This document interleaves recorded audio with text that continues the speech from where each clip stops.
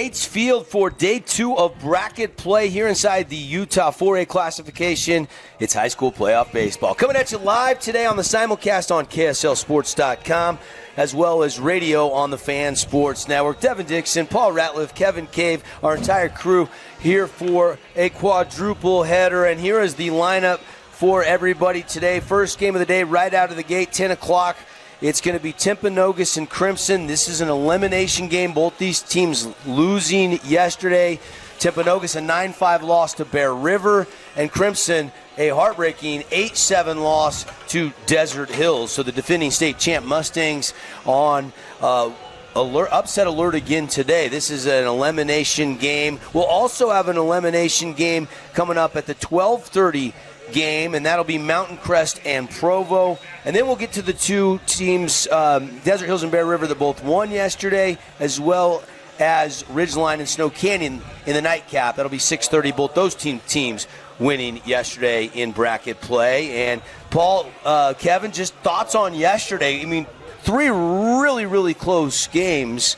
The nightcap did get away a little bit from Provo last night. Ridgeline kind of flexed their muscles and barreled some balls. But before that, the first 3 games were all hotly contested. That's right. 3 captivating games to start the day. I mean, we were treated some really good baseball. It started off hot and fast with the 8-7 thriller between Crimson and Desert Hills. And then the day just surged on. Great baseball throughout. It was a great day to be at the Yard. Kevin, biggest surprise from yesterday was what for you? Biggest surprise to me, I think, was Bear River taking the win as the 6th seed in the second game of the day over Timpanogos. I thought Timpanogos would be one of the favorites, and they may still be. Yeah, Bear River hit it really well, got to Clegg a little bit, chased him out there, and obviously we'll see how they do. We'll get you that game 3:30 against the Desert Hills Thunder. That's a fun matchup. We're going to have a fun day, and we're inside of our pregame show built by Bucks Ace Hardware. First game of the day, again, Crimson Cliffs and Timpanogos. The white pants with the blue tops for the Mustangs, the gray pants with the neon green tops for the Wolves in this game. Also want to thank Sport Court, the court specialists, with the $5,000 scholarship that we've partnered with on the Fan Sports Network. The deadline to enter, if you want to nominate a Region 9 high school senior, is noon tomorrow. Noon tomorrow. So you need to go to the fansportsnetwork.com or the courtspecialist.com and nominate your athlete. The only criteria is a 3.0 GPA or higher, play at least one varsity sport, and we want to hear why you're deserving and how involved in the school your student athlete is. Student athletes, you can nominate yourself. Parents, you can nominate your athletes. Coaches, we encourage you to nominate your athletes as well at thecourtspecialist.com or thefansportsnetwork.com. Crimson Coach Justin Abbott, we caught up with him. We're going to get a couple of comments from Coach Abbott, brought to you by Coral Canyon here inside the pregame show. We're going to get you keys to the game, and we're going to pick a Findlay Subaru Star Watch. We are underway. Game 1 coming up when we come back. Mustangs and Wolves, day 2 of the 4A state playoffs.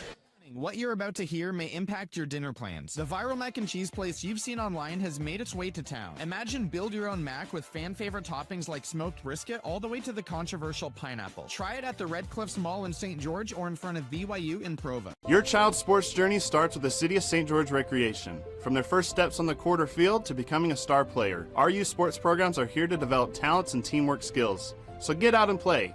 Check out all the sports and get signed up at sgcityrec.org. Create your own relaxing, comfortable space. Boulevard Home offers the guaranteed best prices on furniture, appliances, mattresses, and more. And buy with no interest financing. Shop Boulevard Home, because home is who we are. Hey, it's Marco from Coral Canyon Golf Course, inviting you to play the course with the best backdrop in southern Utah. Make sure you get out and experience great golf for a great price at Coral Canyon. Visit coralcanyongolfcourse.com or call us at 435-688-1700 for your tee times. Welcome back, everybody. Gates Field, home of the 4A state championships all week long. Somebody's going to be dogpiling out there on the field on Saturday, crowned state champs. Let's get to our Coral Canyon coach's comments, Coral Canyon Golf Course, as Tara caught up with Coach Abbott. Head Coach Abbott for Crimson Mustangs. Coach, tell me, how difficult emotionally is it to bounce back after a battle yesterday? Yeah, it's always tough. I mean, you just kind of flip the script and kind of forget about it. There's some things we could have did a little bit better, but I love the way that we competed. Down the stretch, it was, they got that extra run, but anyway, I love that we competed the way that we did. Felt like we bounced back in some situations. We've got to find a way to close out games. So, yeah, we're excited about today. So, good to go. Yeah. What is the game plan for today? Score more runs than the other team. Good. Yep, that's how you win, right? All right. Thank you so much, Coach. Yeah, you're welcome. I kind of teased Coach Abbott after that interview a few minutes ago. Score more runs. I'm like, Coach, come on, give me one. He's like, hey, that's what we got to do. I mean, sometimes it's the KISS method, right? Just keep it really simple. And they do need to score more runs. And they had Desert Hills come back and beat them yesterday 8-7. Let's turn to our keys to the game, Paul Ratliff. And the keys to the game brought to you by the City of St. George Recreation Department. Let's start with the Mustangs. What do you think is going to be important for them to get a victory here today in an elimination game? All right, for the Mustangs, biggest key, I think, is avoid the big inning. Yesterday, Tyler Ransom was cruising through the Desert Hills lineup, then the big fourth ensued.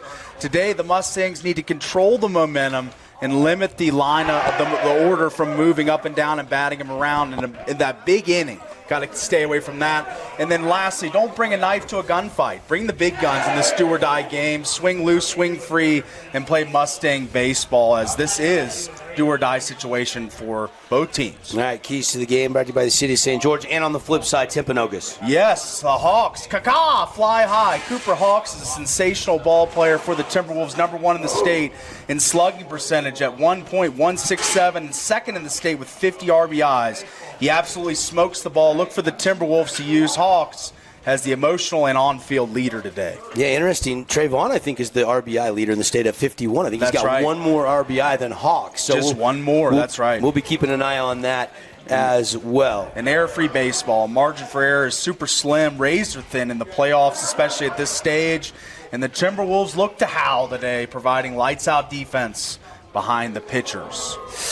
Speaking of the pitching matchup, Hunter, a senior, 3.15 ERA, is going to get the start today. And I show statistically, Kevin, only 6 innings of work for Hunter. So he hasn't thrown a ton, but they obviously got a ton of confidence to roll him out here in an elimination game. Yeah, it might be one of those things where you have an inkling and you have a thought that this may be the guy that can shut down Crimson today. And if not, you probably have a lot of guys coming behind him, because Timpanogos does have plenty of pitching, and they have split up the innings, and the appearances pretty level this season. Of course, we know about Madden Smith, going to be on the bump for Coach Abbott. 3.47 ERA, 2-1 record, 8 appearances. He was instrumental in their run to a state championship last year. Got a couple of wins inside bracket play. 2-0 record that week up there at Brewster's Field in St. George. So we know this guy wants the ball in a spot like this. You've seen Dougie, Coach. What makes him such a talented pitcher?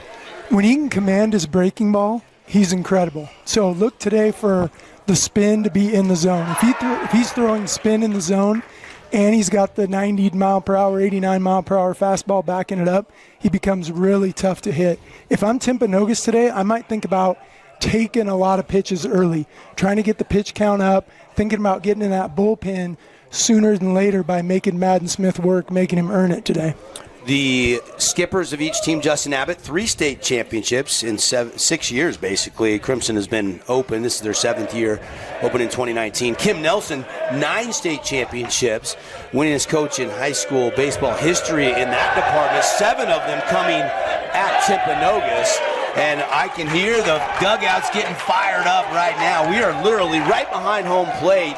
And I thought both teams in the 10 a.m. game yesterday brought the energy to the ballpark. Didn't you, Paul? Yeah, dugouts, corresponding chirps going both ways. It was really fun watching these dugouts all day yesterday. All right, we're going to take a break for our anthem. When we come back, we'll get you the Best Friends Animal Sanctuary, Kanab, Utah starting lineup, some final thoughts from Paul and Kevin, and then the first pitch coming, Timpanogos and Crimson Cliffs.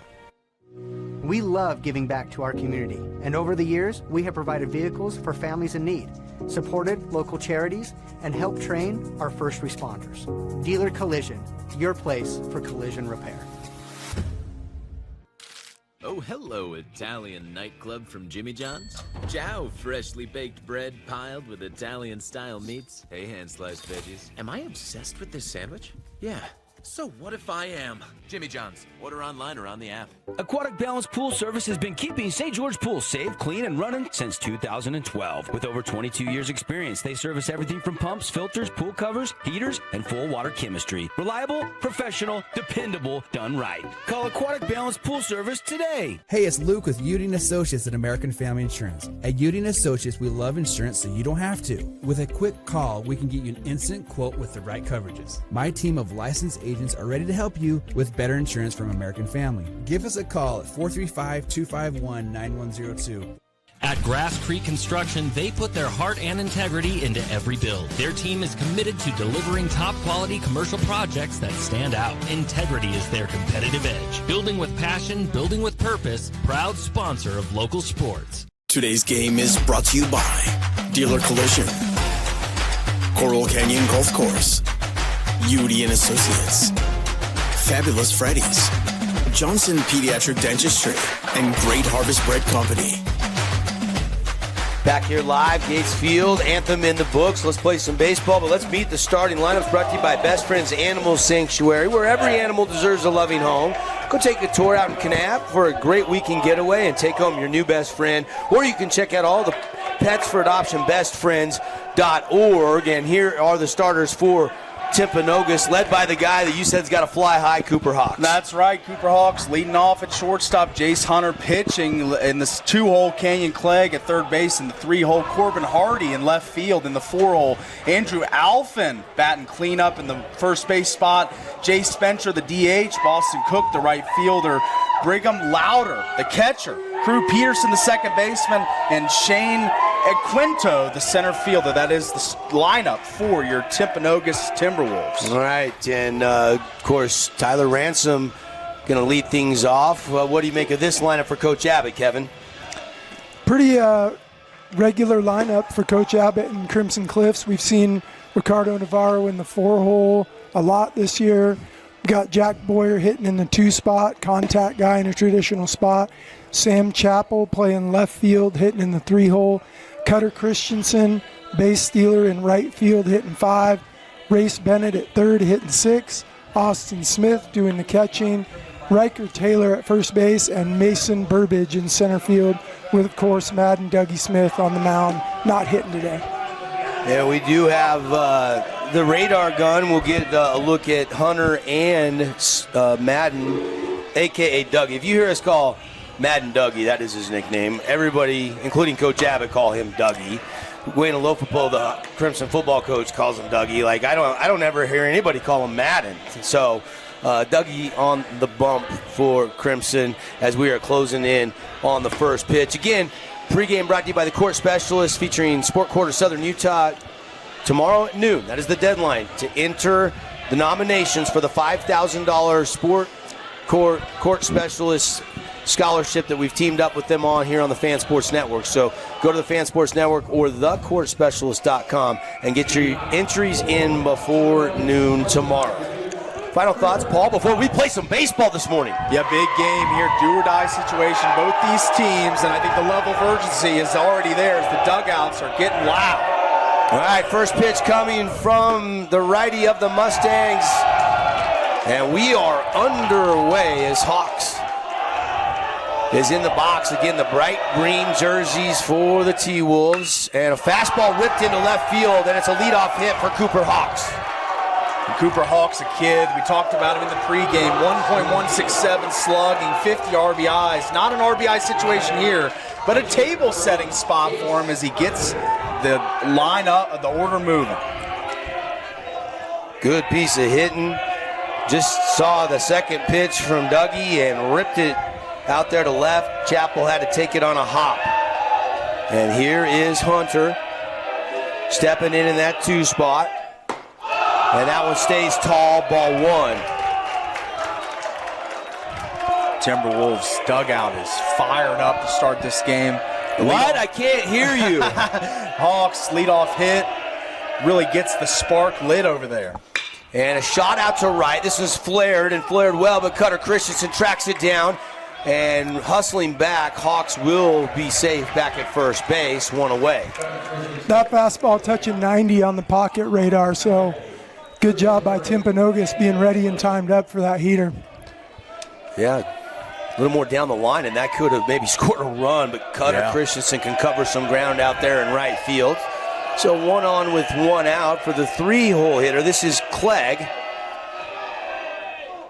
I didn't notice until we started this game the green behind the knees on the pants. That accent. I like that. Timpanogos. You do like that. I do like that touch. It's a little different. You don't always see that.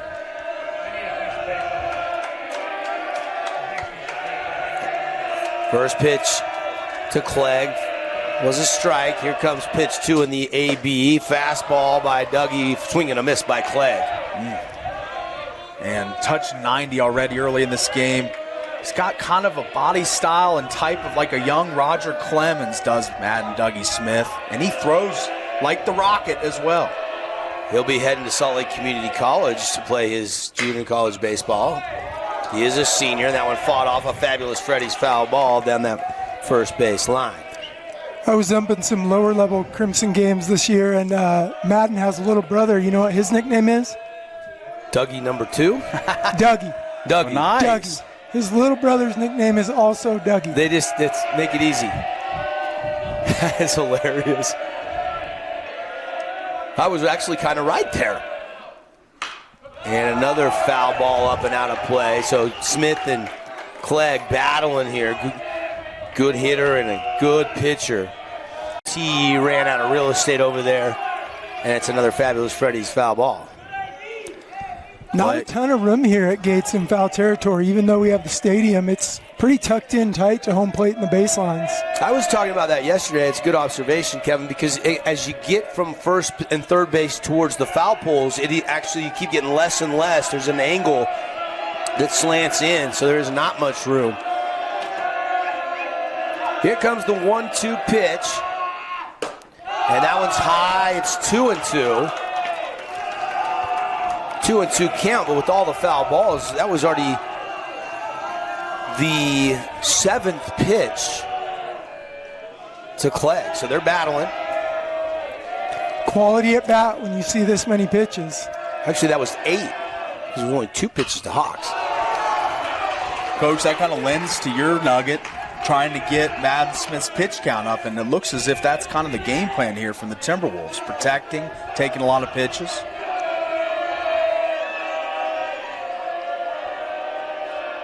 Here comes the pitch from Madden Smith. Dougie rocks, fires, and that one stays up. So not locating that off-speed pitch yet. Got to find the breaking ball. Smith's got to find the breaking ball here. Full count. Hawks is at first. 1 on with 1 out. We're in the top of the first inning. No score, just underway here. In an elimination game.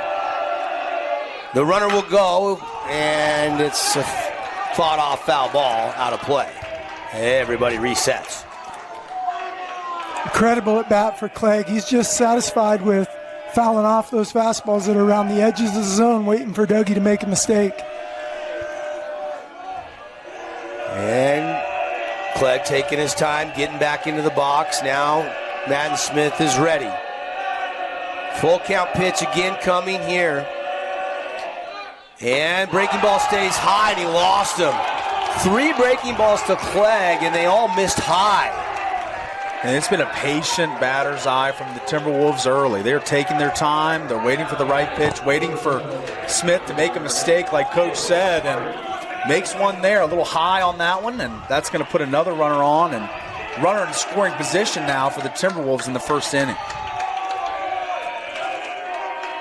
Anytime Madden starts throwing that curveball in the zone, though, he's going to start being really good. Fastball, chopped foul. This is Hardy, cleanup hitter for Kim Nelson. Kim Nelson, always known for really teaching and coaching and well-executed teams, smart, heady teams. And you don't win 9 state championships without all of that. That's right. And you got to have some good players along the way. And there's a shot to right field. This could score the first run of the game as Hawks has good speed, and he will beat the relay home. It's 1-0. Timberwolves take the early lead on a Hardy RBI hit. can't emphasize enough is this ball is just stroked perfectly to right field, and it's going to bring in the first run of this game. Can't emphasize how important this start is for Timpanogos. To jump on a pitcher as good as Madden Smith before he settles in, before he gets in his groove, they are absolutely seeing him well right now. Just looked like a changeup that Madden left up in the zone a little bit. Got through the fastball low for that first foul ball, and then tried to maybe fool him with a lot less speed, and he hammered it into right. And that one high again, just missing the K zone upstairs. This is Alfin. This is Smith exerting a lot of energy in the first inning. High leverage. Every run matters so much. And that pitch just outside, I believe. Alfin is a senior. It's at a 303 clip. He's played in 27 of the 28 Timpanogos games this year. And there's the breaking ball for a called strike. And finally, he locates that breaker. Really good looking pitch right there. Starts it over the inside part of the plate. By the time that lands in the catcher's glove, it's on the outside corner. 2 balls and a strike. 18 ribbies for Alfin this year. Here's a chance for another one. And he'll flare that one into shallow right. Christensen has a beat, coming in on a run, makes the catch for out number 2. Everybody stays put at first and second base. But Timpanogos already 1 run on 2 hits, and that was out number 2. And here is Spencer. Spencer is a sophomore, 311 hitter for Coach Nelson. That's a big pop fly out for Madden Smith there. Kind of a stabilizer, kind of get his feet back under him here.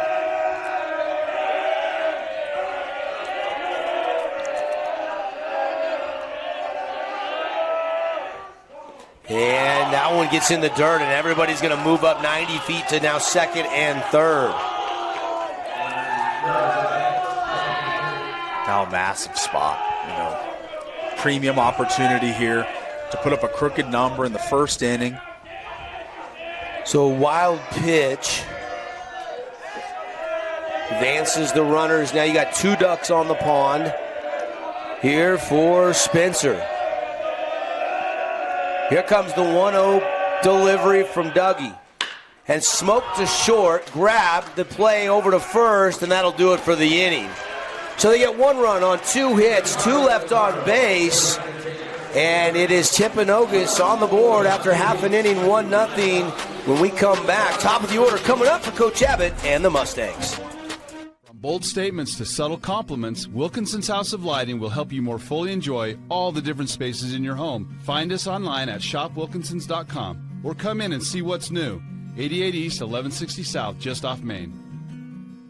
Hi there, Dr. Cody Johnson from Johnson Pediatric Dentistry. Just like any good sports team needs a game plan, your child's dental health needs one too. Call us or check us out online. Don't forget to ask for our new patient special. Johnson Pediatric Dentistry, keeping your kids' teeth in championship form. Red Rock Real Estate has over 350 professional realtors in the St. George area that specialize in the local market. Whether you're buying your dream home, looking for an investment property, or want to sell your home for the highest amount, the Red Rock Real Estate team is here to assist you. Get started now. Visit redrockrealestate.com.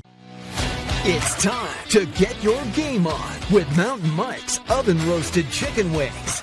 They're meaty, juicy, in 4 bold sauces ready to tempt your taste buds. Order online or on our app for carryout or delivery. Create your own relaxing, comfortable space. Boulevard Home offers the guaranteed best prices on furniture, appliances, mattresses, and more. And buy with no interest financing. Shop Boulevard Home, because home is who we are. Your child's sports journey starts with the City of St. George Recreation. From their first steps on the court or field to becoming a star player, our youth sports programs are here to develop talents and teamwork skills. So get out and play.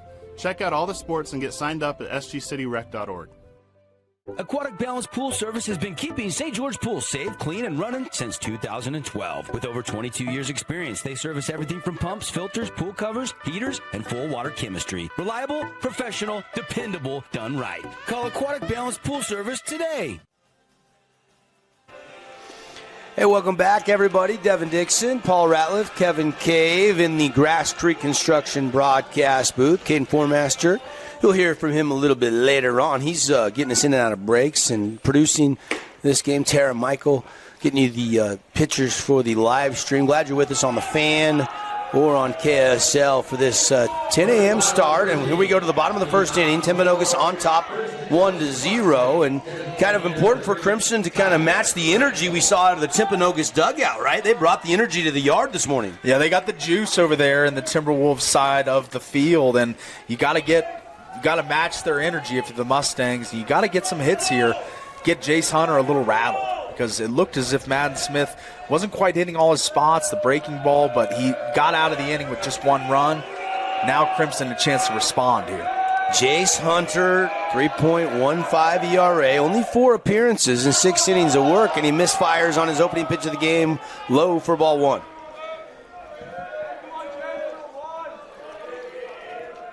Today's game brought to you by our friends at Aquatic Balance Pool Service. Got a pool? Got to maintain it? They can take care of you over there. Give them a call. Look them up. And that one outside. And quickly 3-0, so Hunter can't find the zone. Maybe some nerves, some adrenaline flowing from the senior right-hander. Working quickly. Here's pitch 4. And there is one right down Broadway. Hunter working in the low 80s with the fastball. So he's going to have to mix it up, but Crimson's going to get on that pretty quick. And that's a shot to short, and Hawks mishandles it. Wow. I think we call that a knock, though. I think Ransom beats that out, even if he gets it clean. Sharply hit. The official score here, waiting for the board. I think they're going to score it an air here at Gates Field. But it was hit hard, backhand. But the question I always ask is, what would Cooper Hawks say? Should I have made that play or not? And this kid's a gamer. I mean, he might say, yeah, I should have had that one. Yeah. Sure enough, they called it an error. So here is one on with no out and a bunt attempt by Boyer. It gets all the way down to first base in no man's land. It's a race to the bag, and it's won by Timpanogos, but barely. Yeah, barely is right, as Boyer's got great speed. He screams down this line and makes this a really close play at first. Just barely edges him out for the first out of the inning. We have praised Jack Boyer and talked about him all year because, broadcast crew, Fan Sports Network, based out of St. George. So we've seen a lot of this freshman, but the state's seen him probably for the first time. His dad, Kyle, one of the assistant coaches for Justin Abbott, along with Coach Staley. And there's a rip shot, and that one is going to be foul. Or fair. It's a fair ball. Looks like there's some confusion. I'm seeing players say foul. I'm seeing coaches say foul. And then the umpire is going to go talk with somebody out in the field, and they're going to talk about this one. And what is the call going to be here, guys? Well, the left fielder. Let's take another look at the replay and see what we can see for our viewers at home. I didn't hear a call from the home plate ump, which usually indicates that fair looked foul ball to me. And the left fielder just kind of quits on it. He doesn't even pursue the ball. Yeah, I really. think the reaction, they thought that ended up twisting just foul. And there's a long conversation being had here by the crew. I don't know if the home plate umpire stayed on the line there. This is a slower look. See what you see here, guys. All right, let's take a look down the line. We win injury law replay. Home plate ump is on the call there. He's looking right down the line. And you see the third baseman and the shortstop, and it's like, hey, that's foul. And you see the left fielder just walk into the ball. I mean, they all thought this was foul ball here, and it looks as if that call has been made. Didn't it look like it just landed inches left of the line? What'd you guys see? I thought it landed a little foul. Coach Abbott wants an explanation, rightly so, but it was a super close play. Inches, game of inches, but. So Chappell, what appeared to be maybe an RBI double, is going to be a foul ball. They have changed the call. that we saw originally on the field. But I think from our viewpoint, I think they're getting this right. I wonder what the home plate umpire could and couldn't see there. There might have been the third baseman or a player blocking his view, because typically you're going to see a big, loud foul call as soon as that ball lands foul, so that everybody in the yard knows foul ball. He's going to throw his hands up and yell, and we didn't see that, so he might not have had a good view on it, and got together with his partners to find out what they saw and what happened on that play. It looks like we're going to have a foul ball for sure. Man. So Ransom is have to head back to second base. They have overturned the call. And look, again, based on, you guys have a better, closer look to the monitor than I do, but it did look like it was just foul to me. It did. And nonetheless. And you want him to get it right. For Chapel, that ball was sizzled off the bat. Just unlucky to fall. Just fouled. Just barely fouled. So here comes the 0-1 pitch now. And Chapel chops it high to short. Hawks grabs it, flings it over for the out at first base. 2 away. Ransom does take third on the fielder's choice. Tidy play there by Hawks after kind of having trouble with that first play that he had. But that time, Fields the high hop, whips over to first. Now 2 outs. And the threat of the Mustangs on third base still alive in this inning, though. High school baseball brought to you on the Fan Sports Network by our title sponsor, The Boulevard, making your house more like home for over 50 years. And our streaming partners, you'll see their messages. Appreciate folks like Wendy's and UCCU Credit Union. Here is Ricardo Navarro. And slider stays away. And a good stop there by the backstop, which is louder, because if that gets away, Ransom with good speed is going to try to score and tie this game from third base. That's right. And right here, a huge spot for Navarro. Tie this game up with a hit. Fabulous Freddy's foul ball up and out of play. He just missed that pitch. That's a really good swing. As usual, Navarro swinging for extra bases. He never gets cheated. He's got some power, too. He does. 4 home runs. Or no, I'm sorry. Yeah, 4 home runs. That is right. And swinging a miss, strike 2. Navarro took another mighty cut. Couldn't find it underneath that one a little bit. And a good contact hitter as well, hitting .333. RBI opportunity here for his 14th if he's able to drive it in. 2-2 pitch. Stays down low. Count rolls full. Ransom again, the tying run in the bottom of the first inning, sitting over at third base. Cleanup hitter for the Mustangs. Here comes the payoff pitch. And a shot poked into right center field. Right fielder has a beat on it. Coming in, makes the catch for out number 3. No runs, no hits, 1 left on base, and through 1 full inning on the Wilkinson scoreboard, Timpanogos leads Crimson 1-0. We'll be right back to Gates Field. Nets on Fire is the place to hoop in Southern Utah. Elevate your game with group or individual training with elite coaching. Hustle to netsonfire.org to learn more and see why so many rising stars hoop at Nets. Nets on Fire, building champions on and off the court. Fabulous Freddy's is the locals' choice for a full-service car wash. It's fast. Have your car washed in just 20 minutes or less. Fabulous Freddy's always keeps it clean inside and out, with 2 Southern Utah locations as well as in Vegas, Lehigh, and Sandy. You could wander around a warehouse store forever and never find the one thing that can make all the difference. A helpful face? Now that's something to consider. Everything your local Bucksay stands for is written on our faces. Welcoming, neighborly, knowledgeable. When you're in need of a helpful face, visit one of our 3 Southern Utah locations. Handel's Homemade Ice Cream is now open on River Road by Sprouts. Come enjoy 48 flavors made fresh daily. Cones, sundaes, shakes, and quarts to go.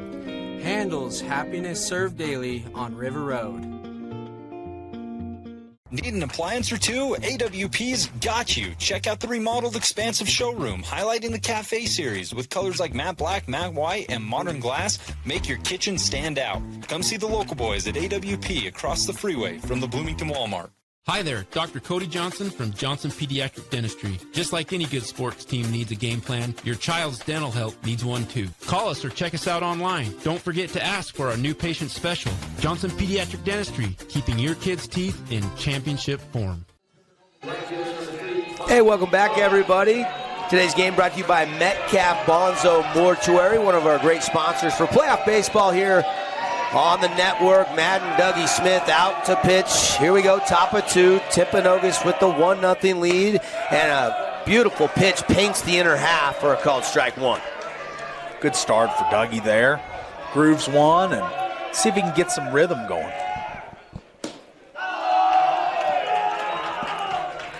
And that one missing, 1-1 the count.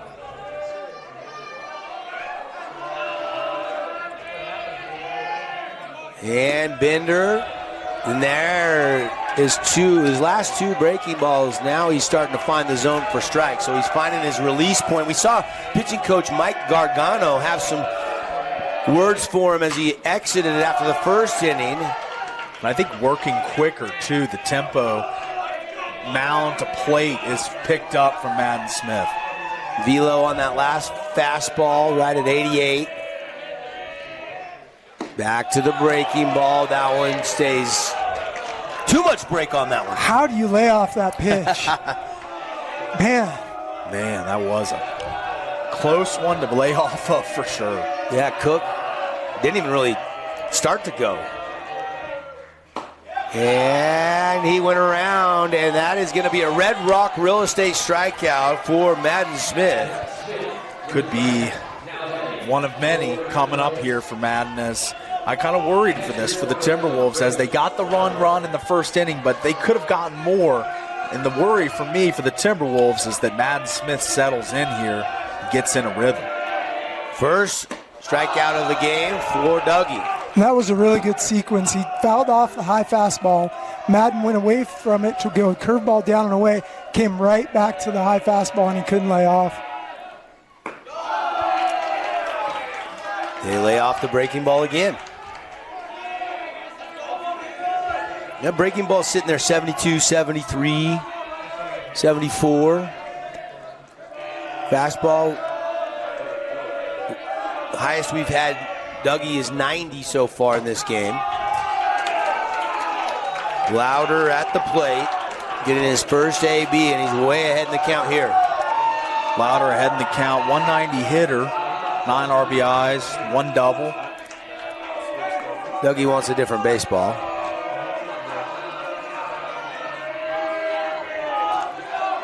Little mental reset there after 3 balls. Give me a new ball. I don't like something that a little ball. different. Yeah. Wind is blowing out to left about 15 miles an hour. And fastball top corner of the K zone for a called strike one. Louder clearly was trying to draw the walk. Now we'll see what he wants to do here. 3-1. And fastball over the plate, fouled out of play, and count rolls full. I mean, I said it once, but it needs to be emphasized how quick Smith is working. I mean, from catcher's throw to catching his mitt, he's out to the mound or to the plate immediately. Chopper to the third. Race car Bennett with the throw, and it got away from Taylor, pulled him off the bag, and Louder is aboard. E5 on the throw. Smith got his ground ball, though, and that's a really good point, Paulie. It definitely looks like he purposefully picked up the tempo this inning. It's a cat and mouse game for sure between hitter and pitcher, and it's going to be going on all day long. I'm sure he'll switch it up, change up the tempos, but that first inning was definitively slower that he was working than this inning. So we'll see how it works out for him as the Timberwolves are the man on. High school baseball brought to you by Flynn Companies. Don't have any other scores to report right now, but we can tell you about the schedule ahead as there's a bunt, and it's going to be a beautiful one. The only play is for Smith at first, and Taylor did get the bag as he had to dodge the runner, and he did make the play for the out. Tell you what, even if that throw goes all the way into right field down to the corner, he's still out because of runner's interference here. The home plate umpire called it. Yep. He had the runner on the inside of the baseline there, impeding Austin Smith's ability to throw it. And since Smith had to throw it on the outside of the bag, and that pulled Riker Taylor off, he was able to keep the back foot on the bag as he went and got that baseball. And what's interesting here is because he went and got the runner's interference, Timpanogos sends their runner back to first base. Oh. So a crucial call, and the sack bunt goes for naught. And now 2 outs. And the runner back at first. Good catch, Kevin. And this is Peterson getting into the batter's box to face Madden Smith. And that one down low. Good block by Austin Smith, the Mustang backstop. Take another look on the We Win Injury Law replay here, as Coach points out. Does totally impede the throw for Austin Smith. Hawks at the plate. Peterson was the one that bunted that ball. So we're back to the top of the order for the Timberwolves here in the top of the second inning. They lead 1-0 over Crimson.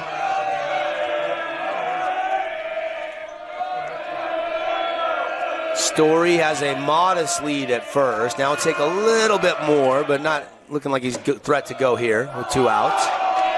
And it's pretty clear what Coach Nelson was trying to do with the sacrifice bunt to get a runner in scoring position for the top 2 RBI guy in the state with 50 in Cooper Hawks, but unable to do it. 1 for 1 in this game. Breaking ball, that one on the 3-0, located for a crucial strike from Madden Smith. Yeah, rare to see that 1-out sack bunt, but that appears to be what it was. And with Hawks coming up, you can see why. Here comes the 3-1 from Dougie. Instead, it's a pickoff attempt, and Story is back in plenty of time. And plenty of great hitters. Hardy, Clegg, some of these guys with over 25 RBIs, but the disparity between Hawks at 50. Big cut and a fabulous Freddie's foul ball. And the 2 and 3 guys at Clegg and Hardy at 27 and 24. This is clearly their big bat in the lineup, and they want to get runners in scoring position for him. Not right now, but they were trying to set it up. But Hawk can still do some damage here. Full count. And runner will go, and lost him inside. Might have brushed him, so Hawks is aboard. So 2 on with 2 out. Kind of alluding to Coach's point pre-game, Madden Smith has had to work here in the first 2 innings. Traffic on the base pass, a lot of pitches thrown. This has been a high-stress outing thus far for him. Let's see if he can regather here, as we're going to have a meeting on the mound.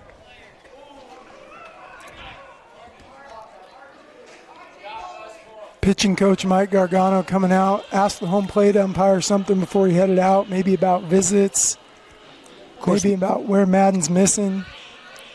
Of course, Mike was a former Region 9 head coach, had a long stint over at Pineview High School.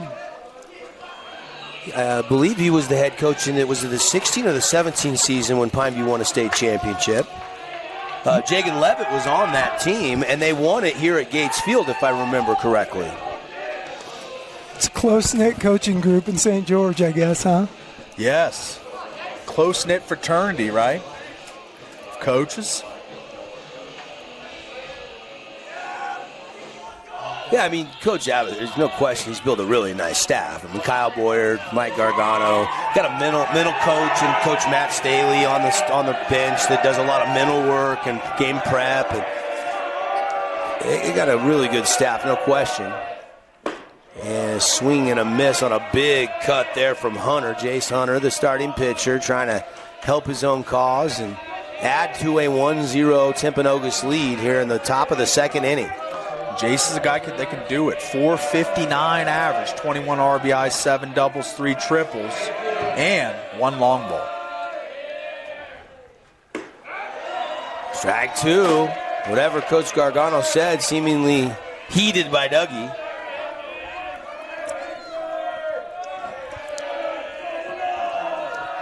Of course, Justin Abbott was a pitcher. I first met Coach Abbott when he was a pitcher for the St. George Roadrunners in the GBL in St. George after his playing days at SUU were over. Quality mound visit for Gargano. Yeah, it worked out. There is 3 pitches and 3 strikes, a swing and a miss, a Red Rock Real Estate strikeout for Dougie Madden Smith. We stay 1-0, and we go to the bottom of the second inning when we come back here on KSL Sports and the Fan Sports Network. Nets on Fire is the place to hoop in Southern Utah. Elevate your game with group or individual training with elite coaching. Hustle to netsonfire.org to learn more and see why so many rising stars hoop at Nets. Nets on Fire, building champions on and off the court. This cheesesteak is so freshly grilled, you can still hear it sizzling. I can hear it too. Me too. Actually, it's the Cheesesteak? grill. Grilled right in front of you. It's a Jersey Mike's thing. At Findlay Subaru, we win for our customers. From the first handshake to you driving off the lot, our team runs the perfect game plan every time. Score your next Subaru at Findlay Subaru, 1453 Sunland Drive, on the saving side of the freeway. At Great Harvest, we believe in crafting more than just bread. We provide crisp, garden-fresh salads and savory sandwiches. Everything from garden-fresh ingredients to our signature handcrafted bread. Our friendly staff will guide you to find a meal that will leave you craving seconds. At Great Harvest, we truly provide something for everyone.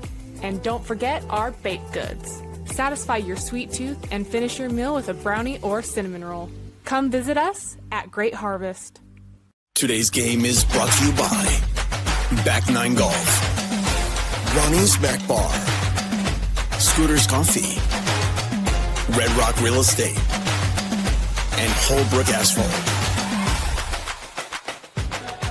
Back at Gates Field, high school baseball presented by the Boulevard, making your house more like home for 50 years. Of course, yesterday, some big wins to open bracket play as Cutter Christensen's going to hit one out there, and he beats it out. He beats the throw to first, and it's going to be an infield single for CC with the speed. And it looks like confusion here between first baseman and pitcher on who's got to cover first there, as it's a runner on for the Mustangs nonetheless. Well, first baseman thought he had a chance at the ground ball, so he took a couple steps to go get it. And then, the pitcher's got to get over there anyway. So even if he can call that first baseman off, if he's there in time, should have been recorded out one way or the other. And now the ball on a pickoff attempt gets away, and Cutter Christensen is going to scoot down to second base. And this is kind of a little bit of a disastrous defensive start in the second inning for the Timberwolves. Definitely not great for Timpanogos, as wasn't one of your keys mistake? Free baseball, and that does not look like it's ensuing in this inning. And they scored that an error actually on the Cutter Christensen play. I probably was going to give him an infield hit. Maybe a mental error, but I don't know. The throw was not offline, and he fielded the ball cleanly, so I don't know if I agree with that. Yes. I think I agree with you. And Race Car Bennett fights it off and out of play. Race Bennett. Spelled R-A-Y-C-E. I don't know why I just started calling him Race Car yesterday. I think I might have saw Coach Abbott use that or something somewhere along the lines this season, and it's stuck. But Bennett's been really good this year from the third baseline, and he puts it through. And here comes CC rounding third, and we are tied 1-1. An RBI single by Race Car Bennett. And rev up the race car as, man, what a shot that was, as we see on the We Win Injury Law replay, just right through the hole and impossible to field and get a throw in time. The cutoff man is there to prevent the double, but we got a tie ball game. Cutter Christensen making things happen with his feet, reaches first base on the in-between play, moves up on the pick, and scores easily on the base hit. Aggressive on the base pass are the Mustangs. Bennett comes up clutch. We are tied 1-1. Austin Smith swinging a miss. The throw on a stolen base attempt is going to be not successful. It's a Nets on Fire stolen base down at second. That ball must have scored it away. Looked like the throw was there in time. Now they're saying he's out. Yeah, we'll have to take another look.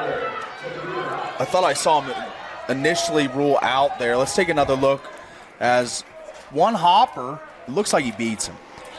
I'm really surprised we didn't have interference from Austin Smith on the follow-through of that swing.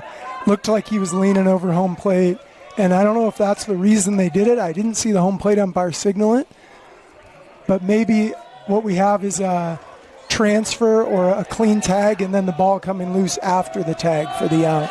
Well, did you see the umpire kind of initially ruled out and then kind of shuffled to a safe call? It seemed like he was kind of couldn't make up his mind there, but at the end of the day, it's an out.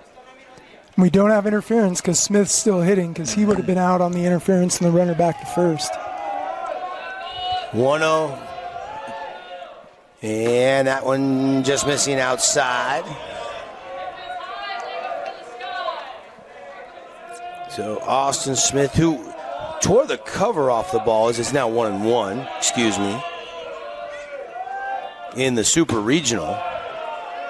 We saw him last Thursday, Kevin. You and I were at that game. Austin goes 3 for 4 and was mashing as they beat Orem and knocked out Orem and got here to bracket play to try to defend their title from a year ago. And that one smoked but pulled well foul. Way out in front of that one.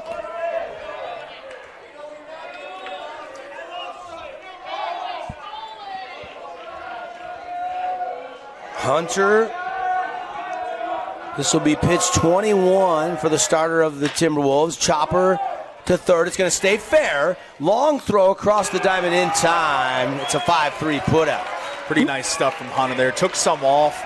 Pitch clocked in at 73 miles an hour. Creates a lazy ground ball and another out for the Timberwolves. Really nice play by Clegg, being aware that Austin Smith's probably more of an average speed runner on the bases. Took that extra shuffle to get some juice on the throw and be accurate. And caught it right behind the bag, just in fair territory. So it was the longer throw as you could have from the infield, and that's a pitch that gets over the top of Lauder into the backstop for ball 1. This is RT, Riker Taylor, kind of a utility guy for Crimson. We've seen him play anywhere in the infield, first, second. I could probably play him in the outfield if needs be too. He's very versatile. That's the beauty of guys that grow up playing shortstop, is you can put them just about anywhere you need to. Yeah. Riker had played some shortstop. I can't remember if it was last year or if it was his sophomore year, but we've seen him shuffled around a lot over his career. Got to have a guy like that. And that one got him. RT is aboard, hit by the pitch. Looked like up on that left shoulder. Now Jace Hunter feeling the heat a little bit now as game tied up this inning. Now another runner on, and the 2-out rally commences if you're the Mustangs. 2-out situation here. You got to think Riker's going to be in motion at some point during this bat, try to get into scoring position.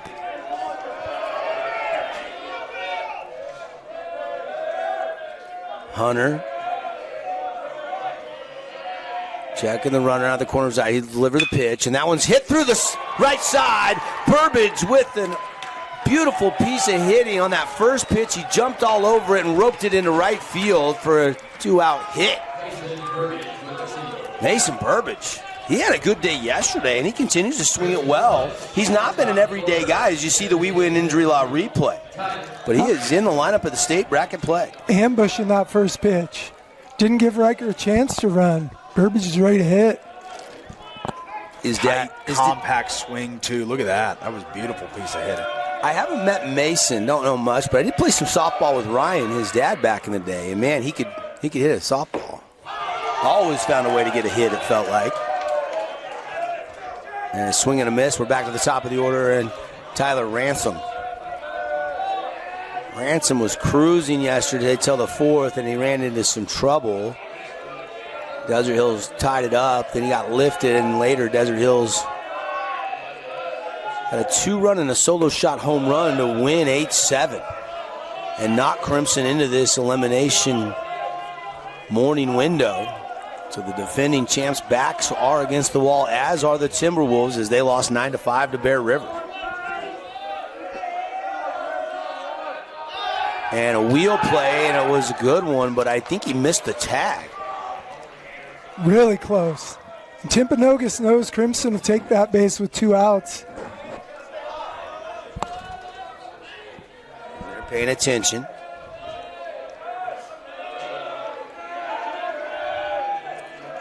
And here's the pitch, and that's smoked through the 5 and 6 hole, and that's going to score a run. The ball is going to be cut off, and there's going to be a throw to second behind the runner, and it's 2-1. Another RBI hit, this time a big one by Tyler Ransom.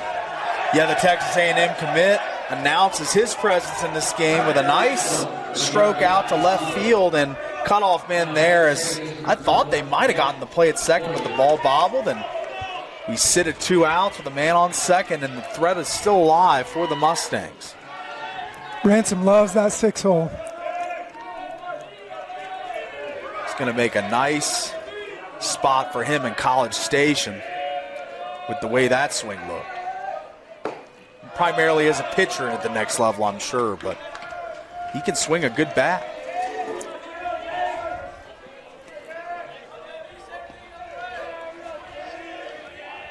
Boyer, baby-faced Boyer. The freshman who is shagging balls with Dad on the coaching staff here, running around the program for the last 6 or 7 years, and now he's in the lineup and leading this team in batting average this season as a freshman. Not just cracking the lineup, leading the lineup in hitting this year. Good speed, smart, heady second baseman, doesn't make a lot of mistakes. He's just grown up around the game. There are some unbelievable freshmen in Region 9 this year that we've seen down south, guys. That's right. Boyer's tickling 400 at this point of the season, 391 average. And as Hunter gets behind the last couple hitters, some action in the Timpanogos pen. Sending a right-hander down there to start loosening up. Now Hunter behind 3-0 in the count. 2 on. Got to feel like he's got to survive this inning and get through without any more damage inflicted.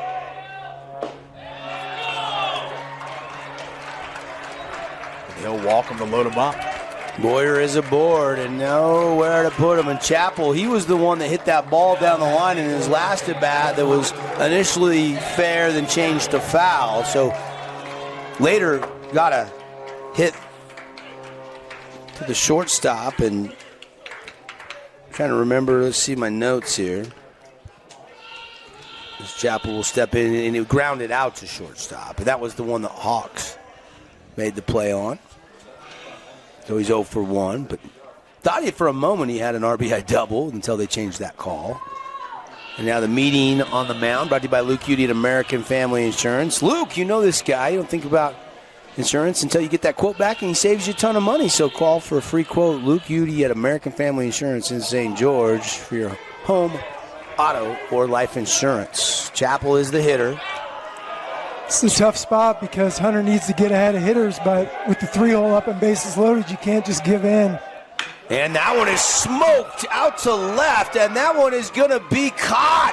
What a catch by Hardy, running towards the fence. He coned it in the tip of the glove and saved probably 3 runs in the process. That was a bases-clearing, potentially triple there, double at least, as this was completely stolen. What a play. What a web gem this was. Wow, over the head. Running away and makes the play. Incredible. We'll take the break. Crimson does get 2 runs on 3 hits, and they have the 2-1 lead on the Wilkinson's House of Lighting scoreboard when we come back to Gates Field. Scooters Coffee and Hurricane is the best way to start your day or get you through your day. From breakfast sandwiches to cinnamon rolls to amazing smoothies and, of course, coffee. Anytime is a good time to sip and smile Scooters Coffee. Open 7 days a week. Welcome to the Back Nine. We bring the world's best courses to you. Elevate your game at any time with 24/7 access to top-tier golf technology and expert PGA instructors available. Back Nine Golf is a place to improve your swing for all ages. Join us today. Create your own relaxing, comfortable space. Boulevard Home offers the guaranteed best prices on furniture, appliances, mattresses, and more. And buy with no interest financing. Shop Boulevard Home, because home is who we are. Back at the yard here, home of the 4A State Championships, Kearns High School, Gates Field, home of the Marshalls and the Cougars. Great facility. A lot of shade. It's supposed to be in the mid-90s today up here, so probably the warmest day of the spring in the west side of Salt Lake. And there's a first pitch strike for Dougie as he paints the outer half. And that one down low. Crimson, the 16-11 record, guys, doesn't really tell the story because they played some really good teams in the preseason. And that one's popped up, and Clegg got way underneath that, and Cutter Christensen will call for it and make out number one. Skyscraper shot high into the air for the first out for Madden Smith, and it looks as if, since that first inning where he had a lot of traffic, starting to settle in here. Locate his stuff. Breaking ball looking crisper by the inning. On the flip side, 23-5, Timpanogos' record entering today. And there's a called strike. Good frame by Austin Smith.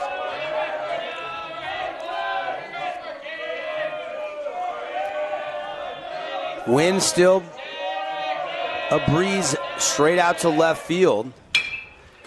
And fastball and a grounder to short. Good scoop by Riker Taylor just to pick it and get the out for 2 away. Utility man Riker Taylor, like you called him, this is one of the tricks of his trade, is great picks, as he shows there. Navarro played that hop really well, but it's a tough throw running away from first base, and Taylor helped him out there.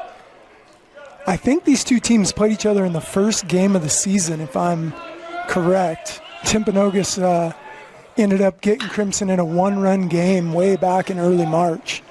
And there's a pop-up into foul territory. CC goes into the tarp head first. Hat flies off, dust cloud and everything. Selling out into the cinders there.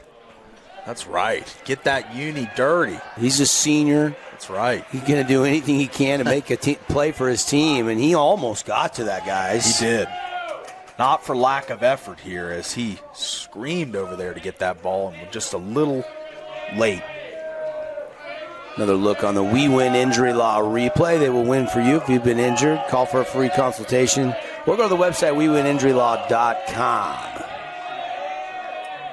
And that one trying to paint the bottom of the K zone and just missing. Alfin at the plate. 0 for 1 in the game today. Pitch 52 for Dougie. The Mustangs pitcher into the top of the third. Pitch count is up there a little bit. That one looked like it had some life on it, though. Still going strong. Yeah, he hasn't lost any velo, I don't think.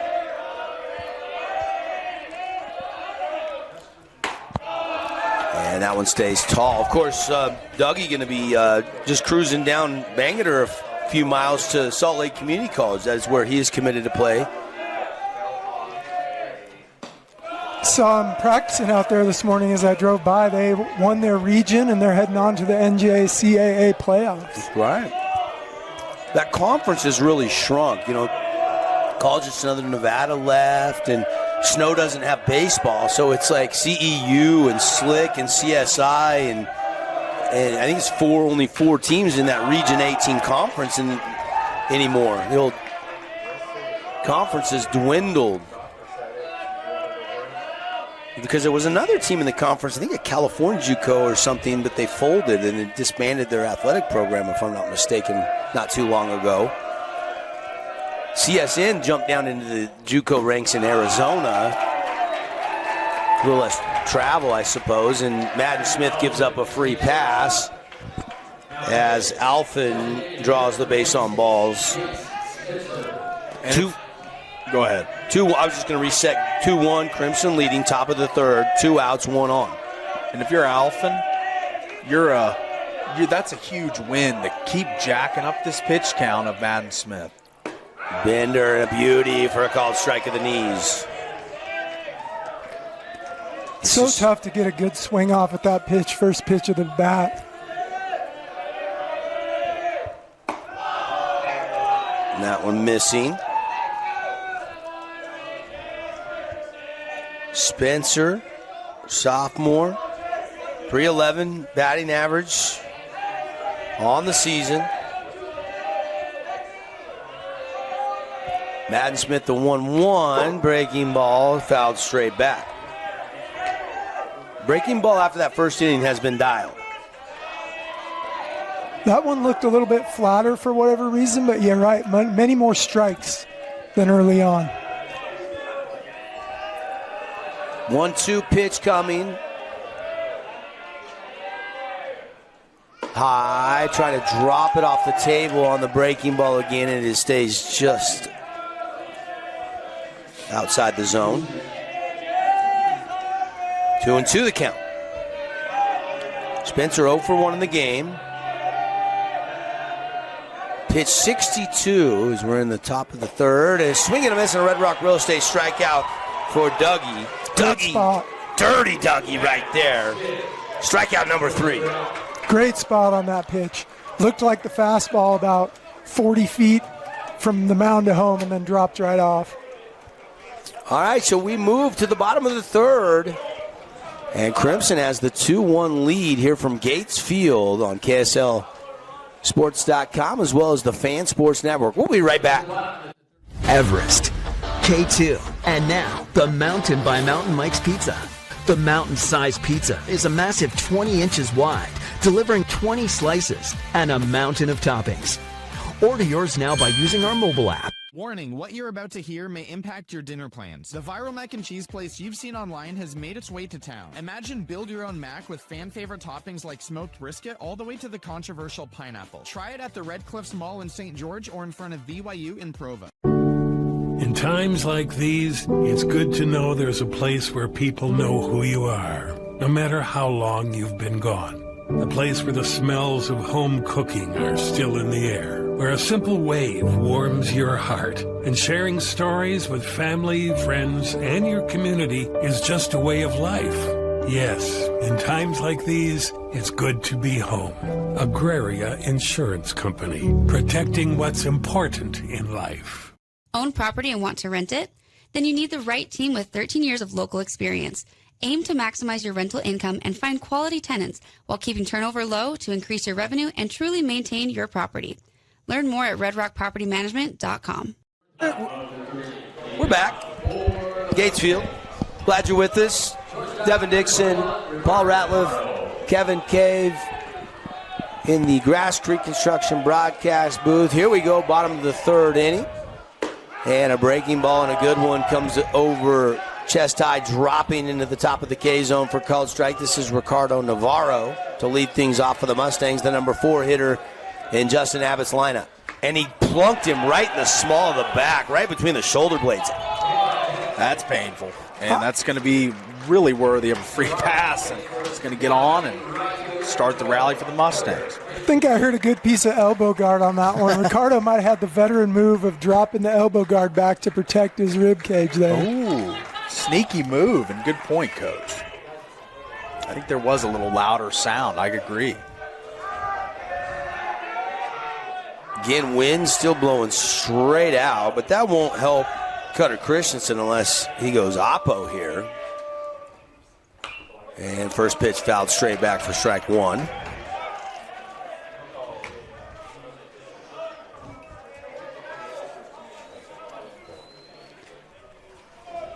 Two-one game. Crimson got both their runs in the bottom of the second after Timpanogos scored it back in the top of the first. Here is Hunter. And breaking ball, and he stayed back on it almost, and then pulled it foul. That was pitch 38 for Jace Hunter of the game. So he's obviously got to record 3 outs to catch up with Dougie. We'll see where they're at, but at the end of the third inning, Madden sitting at 62 pitches through 3 innings of work. Jace Hunter fighting hard in this one, a resilient kid. Only 4 appearances all season on the mound. And that's another hot shot, but CC just a little early and yanks it foul. Looked like a changeup painted on the outside half and cut her out in front a little bit, but able to stay alive.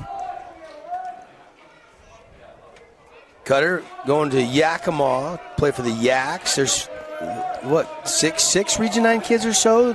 Yakima is... Yes, they got a foothold in St. George. They've really recruited Region 9, haven't they? Yes. There's a Panther, a Mustang, a couple Thunder players, there's a bunch of them that are all going up there. Of course, the guy you coached last year is currently on that roster, and we'll see his little brother later today. Briggs Fillmore's older brother, Jace Fillmore, having a great year up there in the NWAC. Yeah, he's loving Yakima. Talking to Ryan, his dad, he got a hairline fracture in his hand. He missed a game, and the coach said, hey, I got to have you defensively. And he ended up going 2 for 5 in his first game back with a fracture in his hand and toughing it out right now. They're right in that conference race. There's 2 divisions in the NWAC. Saw a couple kids from Mountain Crest commit to Big Bend Community College, which is Moses Lake, Washington, Treasure Valley. Saw a kid commit there. You got some kids going to Yakima.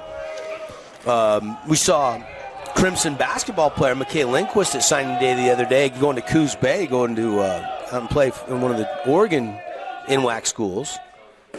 Southwest Oregon Community College, if I'm correct. Yep. Logging country, baby. Not far from Bandon Dunes, though. I've been through that town 4 or 5 times. 100% timber country down there. Yeah. 1-2 count here. And that one hit out there into right field on his horse, back towards the wall, and he makes the catch. A deep out number 2. What a play and track down by Cook and right. Phenomenal play by Cook. Obviously the one by Hardy in left field, amazing. But that one still great defense behind Hunter in the outfield today. Rangy outfielders for the Timberwolves. How about this Timpanogos outfield? Absolutely right. 2 really nice plays going back to the track. In the alleyways, on dead runs. They got great speed out there. And mark of a Kim Nelson team, though. Play their position, field their position. Need pitchers to throw strikes, and with defense like that. Yeah, the directional paths that the outfielders are taking. Coach mentioned it on the one in left field over the shoulder catch by Hardy. That was a play that, as far as the jump that he got off the bat, was incredible. Without that jump, he wouldn't have made that play. And Cook makes another one. So Navarro's still sitting down there at first base with now 1 out. First out of the inning. I think I said 2 mistakenly. And that one down low to Bennett. Bennett already 1 for 1 with an RBI. Jace Hunter definitely continuing to mix. Seen 3 different pitches from him mixed in regularly. Here's the 1-0 delivery. Bennett popped up, shallow right. Coming in hard is Cook. And he'll get to it for out number 2. Navarro back to first base. Long run for Cook once again, but again, that great rangy speed in the outfield protecting Hunter, and he's got a great defensive setup back there thus far. I know there's been a couple errors by the T-Wolves, but it's been on the infield. The outfield been incredible today. I'm enjoying watching Jack Boyer right now, guys. Like, he's right on the first step of the dugout. He's grabbing the bat. He's grabbing foul balls. He's high-fiving every single player. Here's your freshman over there just locked into this game, just being a team guy. And here is Austin Smith stepping in to face Hunter. Hunter's got 2 big putouts by Cook out in right field, and a comebacker right to Hunter. He'll race it over, underhanded, and they're out of the inning. So Navarro got aboard early there, and then they couldn't do anything. And we're through 3 full innings. Crimson clinging to a 2-1 lead over Timpanogos on the Wilkinson House of Lighting scoreboard when we come back to Gates Field.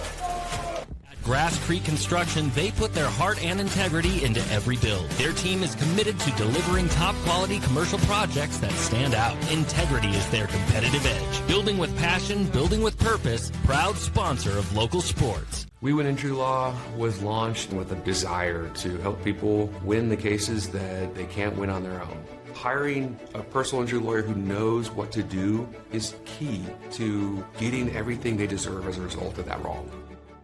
Aloha, sports fans. It's Boo and Nick from Honolulu Grill.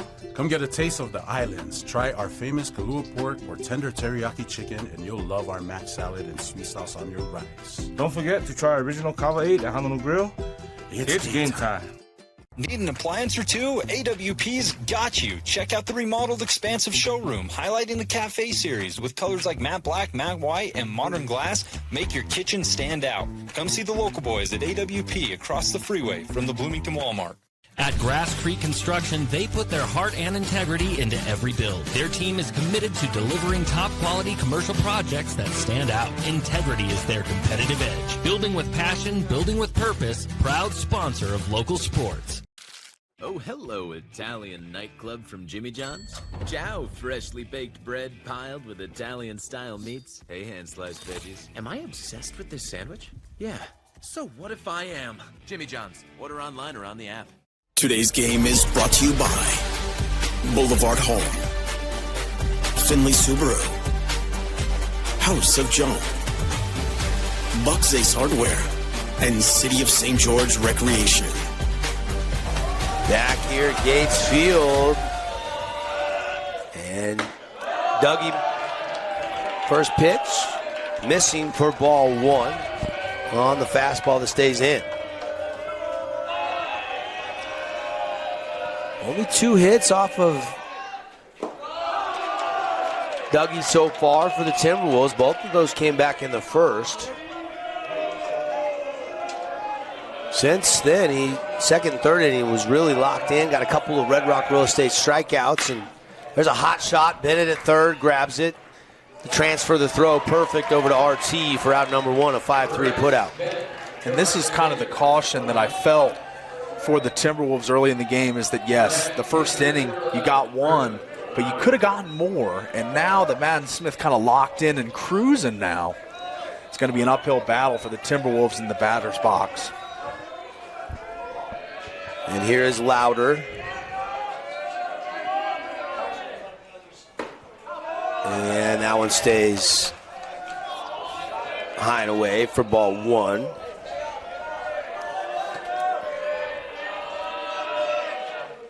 And a little chin music there, and Louder has a duck out of the way.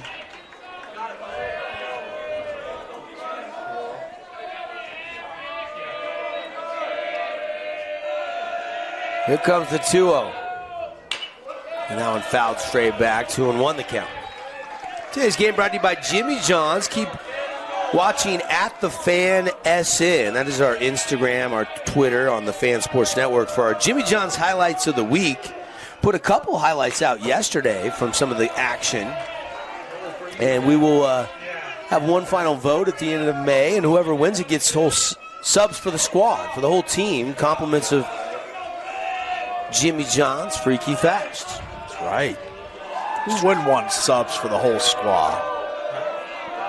Italian nightclub, my favorite. 2-2 pitch, popped him up. Bennett, third baseman, squeezes it for out number two. Back-to-back fastballs, and then he comes with that tunneled slider. That's a really good-looking sequence. Not surprised it was a glancing barrel from Timpanogos there.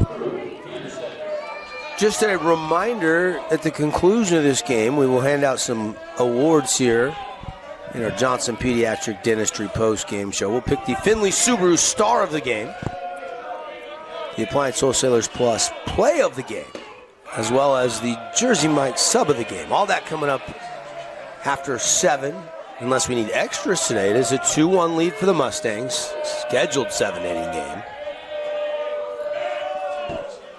And that one hopping, good dig by Smith.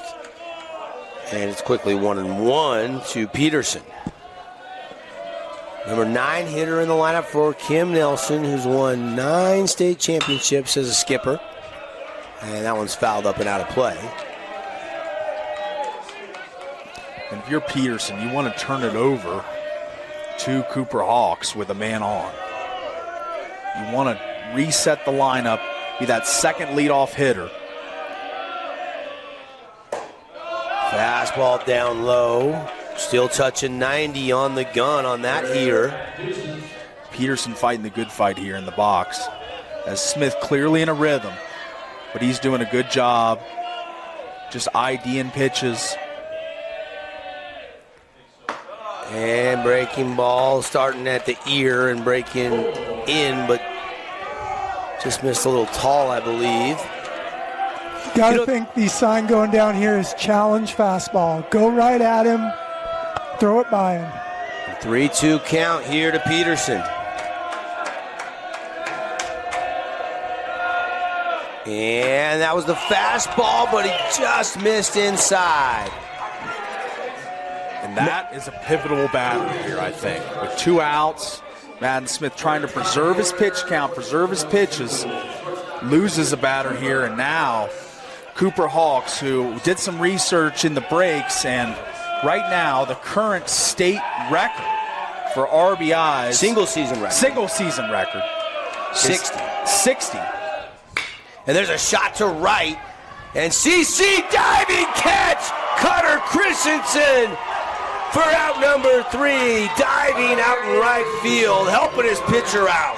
And that's one of those where if it gets by him, definitely a run crossing the plate there as it rolls back toward the fence. Risky play, but a huge play with 2 outs from Cutter Christensen. He's going to stay on 50. Won't get his 51st RBI yet. We'll take a break. 2-1 Mustangs on the Wilkinson scoreboard when we come back inside the 4A Baseball Championships KSL, the Fan Sports Network.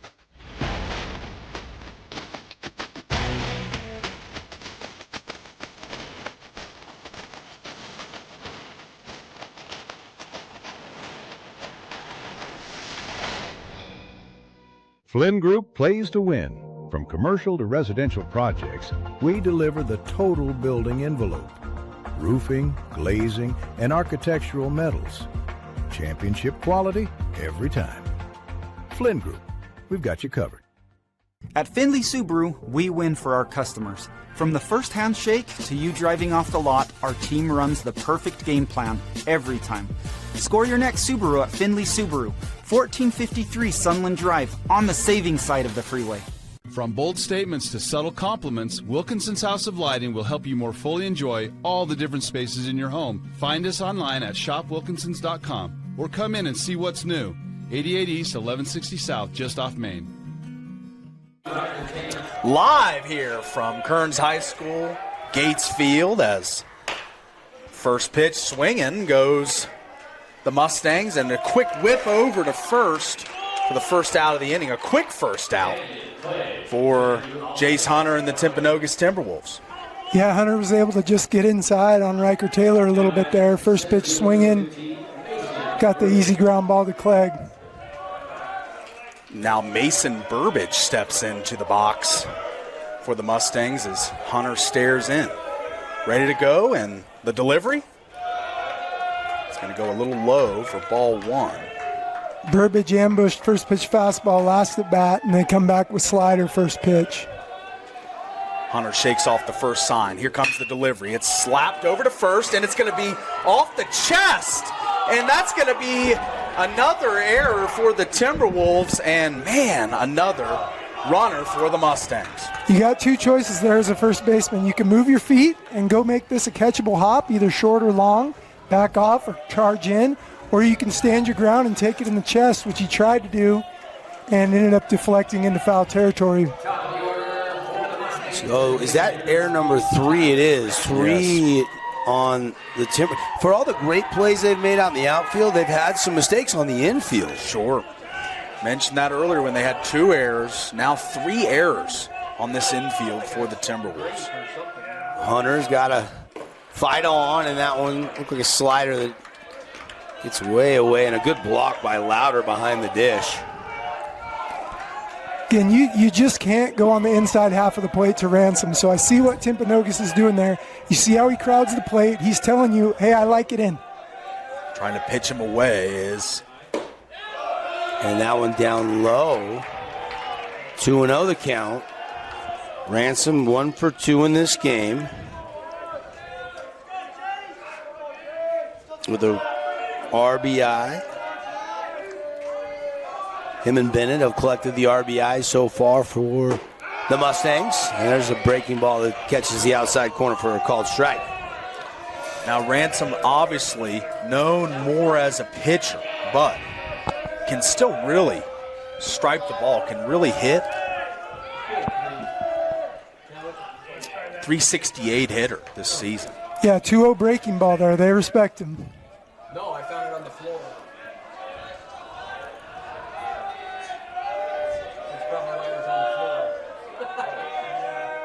Today's game brought to you by Handel's Homemade Ice Cream. Swing and a foul tip into the glove for strike 2. I feel like this is a big batter here for Hunter, whose pitch count starting to elevate just like Madden Smith's, and an efficient quick out here would do wonders for him. You can see Hawks shifted over closer to the 6-hole where you'd usually be pinching the middle in double play depth. And that one stays away and count rolls to 3-2. Second baseman playing way up the middle. It's just a slight shift to the pull side here. Hoping to get a pull side grounder here is Timpanogos. And now they're going to check the pine tar on the bat, see if he's going to lay this down on the plate.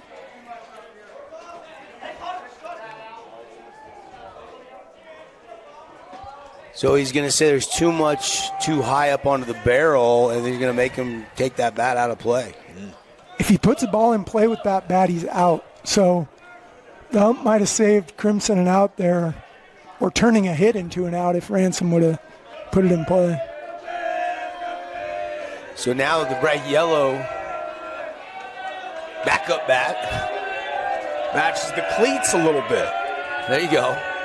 Here comes the payoff pitch. Runner will go on the pitch, and he lost him. That one stays down and away, and Ransom gets a free pass.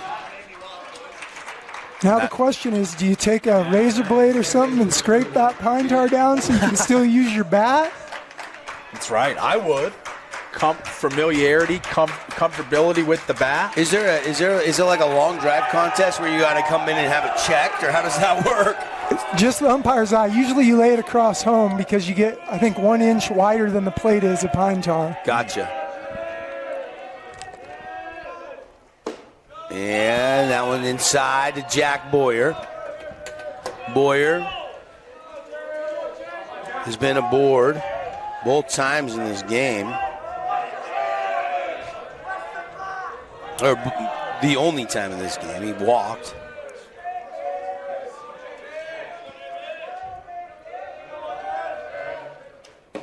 And good pitch there by Hunter.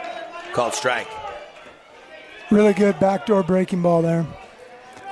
That was pitch 56 for Jace Hunter. Again, only threw 6 innings on the season. This is textbook hit and run position right here. 1-1, 1 out. And they're going. And they'll throw down to third, and he is going to be safe.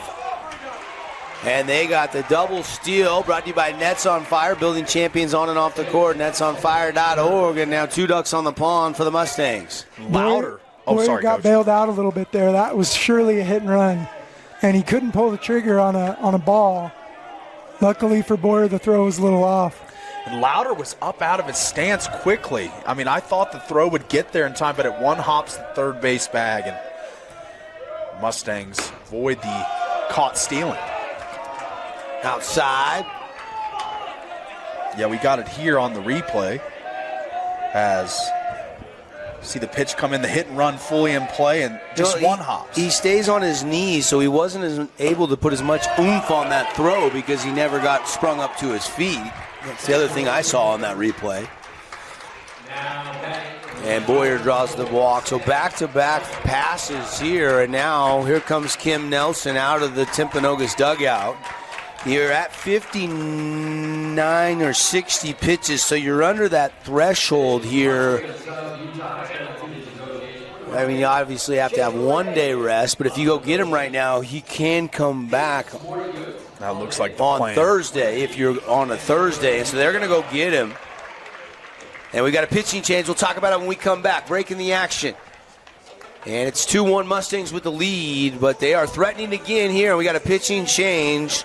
And it will be Spencer into pitch. We'll talk about his numbers right after this timeout. Best Friends Animal Sanctuary in Kanab is open daily for free family fun. Take a tour, volunteer, hike a trail, or bring home a new best friend.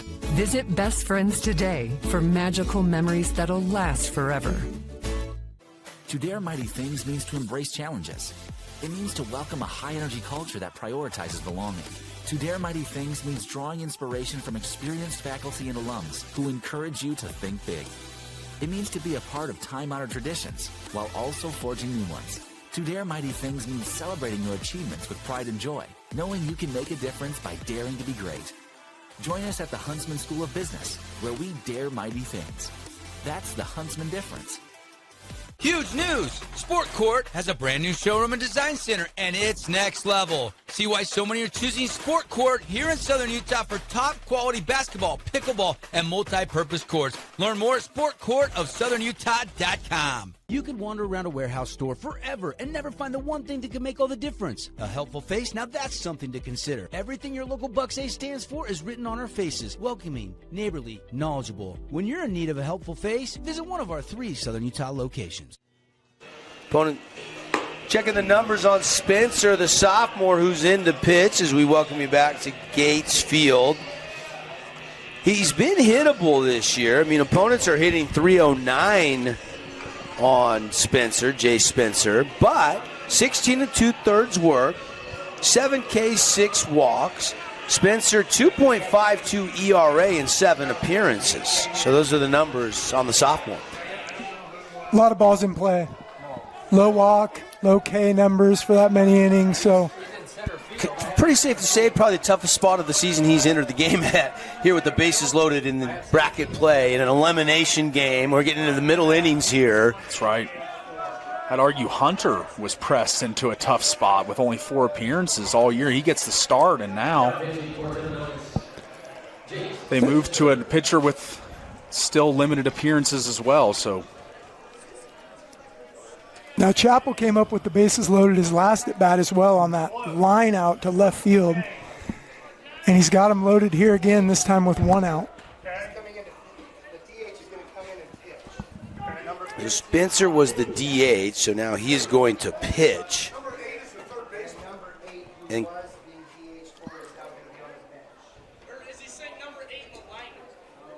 looks like we got some logistical things to take care of.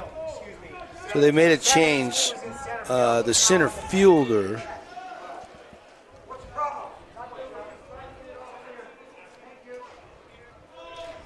I think they were asking for, what the changes were, and Kim Nelson made them, and now we ready to resume play.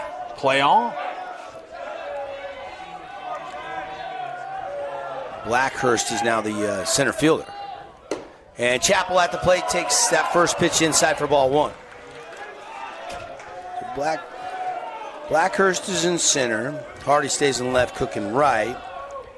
Spencer was the DH, now he's moving to the mound. So those are really the only changes. And that one popped up out of play. Fabulous Freddy's foul ball. Coupon books are on sale at Fabulous Freddy's, 2 St. George locations, Vegas locations, as well as Sandy and Lehigh. Now through Father's Day, 11 washes for the price of 7. Go stock up and save, and you get the big gas discounts with every car wash. Hot shot and a double play. They doubled them off. A line drive to third, and they race over to the bag. And how about that sequence? And Timpanogos is fired up. We've been tough on the infield for the Timberwolves today, but what a play to end the inning. And Chappell robbed with the bases loaded 2 at-bats in a row on absolute stingers. Yeah.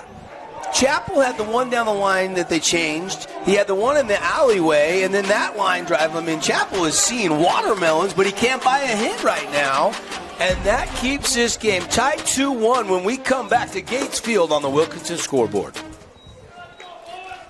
Cheesesteak is so freshly grilled, you can still hear it sizzling. I can hear it too. Me too. Actually, it's the Cheesesteak? grill. Grilled right in front of you. It's a Jersey Mike's thing. Hey, it's Luke with Udine Associates at American Family Insurance. At Udine Associates, we love insurance so you don't have to. With a quick call, we can get you an instant quote with the right coverages. My team of licensed agents are ready to help you with better insurance from American Family. Give us a call at 435-251-9102. We Win Injury Law was launched with a desire to help people win the cases that they can't win on their own. Hiring a personal injury lawyer who knows what to do is key to getting everything they deserve as a result of that wrong. Back here at Gates Field, the umpire is having a conversation with the UHSAA officials, and Kim Nelson over there. Justin Abbott's just step out of the dugout watching this conversation, so we got a break in the action. I don't know what the conversation is about right now. It looked to me like when they made the sub, Kim might have said, in the 8th spot, and that might have gotten relayed to Crimson as number 8. And so they thought Clegg was coming out of the game, number 8, and he wasn't. It was the guy in the 8th spot. The DH, Spencer, yeah. That makes sense. So they're straightening it all out in the scorebook. And Kim Nelson's going to have a walk down to third base to coach him up. And now he's actually doing Justin Abbott a solid and saying, hey, here's what we were talking about. Here's the switch I made. And I think you're probably spot on, number 8 versus the 8th guy in the position chart. Look, I mean, great conversation over here to our left. These guys combined 12 state championships as head coaches. Yeah, we got to make sure we get the lineup right. Coaches are checking it out, making sure the rules are followed. And now they're relaying it to the official scorekeeper, Jed, down here to our right. I think we might have the UHSAA doing the game changer, doing the official score here, so we got to make sure the official book's correct. Correct. So they've straightened it out, I believe, and we play on, and here we go. Let's fire up the top of the 5th inning for you. 2-1, Crimson leads after 4 complete. First pitch, and that is a foul ball. I want to thank Back 9 Golf, new location on River Road. Been open since last fall. You got that movable putting green where you can work on your right to left or your left to right breaking putts, plus all the indoor simulators. Nothing boosts your game like an hour or two at the Back 9. Go to the website. Check out a location near you, theback9golf.com, all spelled out. 1-1 the count. Or 0-2 the count, excuse me. And that one fouled off, up and out of play. Also want to give a shout out to Roney's Mac Bar. If you're down in St. George, next time you're down there, if you haven't had the new Roney's Mac Bar, Red Cliffs Mall, right next to Lululemon, go build your Mac your way. And a bender, and Madden says, give me the ball back. I think Austin wanted that pitch more than Madden wanted it. By the time it hits the catcher's glove, it looks pretty good, but when it crosses the plate, it's pretty high. Here's the 2-2, and plunked him. Now Madden Smith, with the 2-2 count, he's lost a few batters in 3-2 situations, and that time plunks a batter, 2-2, and his pitch count elevating. Pitch count sitting at 82 now. And they got a pinch runner coming in. So Story, who's been running earlier, is going to run again here for Hunter. And Clegg is the batter. Clegg officially in this game today 0 for 1, looking for his first hit as they trail by 1. 1 on, nobody out, and an inside. And that one just missed Clegg. Almost got him again. Appealing to the umpire that he got hit on the arm there, was trying to get a free pass. Clegg's seen everything Madden's got in that first 10 pitch plus at bat today. Now he's going to square to bunt. A little small ball, and it's laid down. Dougie goes and gets it, throws for the out at first base, one away, and the runner into scoring position. The tying run out there at second, and Story, the pinch runner. And in a one-run game, excellent masterclass decision there to just move the runner over and just keep the rally alive. Just one out, plenty of time here. Really shows how important that one run is when you sack bunt your 3-hole senior. Breaking ball. And that one inside where it finished for ball one. And Austin Smith froze it, trying to get the good frame there for Madden Smith, but unable to get the strike call. Hardy 1 for 2 is the hitter here. Outside, 2-0. 86th pitch of the game for Dougie. Crimson up 2-1 on the Wilkinson's House of Lighting scoreboard. Runner at second base. Breaking ball for a called strike. 2-1 the count. That's a beauty right there. Very bottom of the zone, breaking from just off the plate onto the dish. Smith scrapping here. He's not quite at the empty the tank part of the game, but he needs to scrap through this inning at 2-1, hold it 2-1. And that one got him. He has got him on the leg, and that means Hardy is aboard. And the runner will not get third. Story will have to go back to second. Now we're going to have a meeting on the mound here.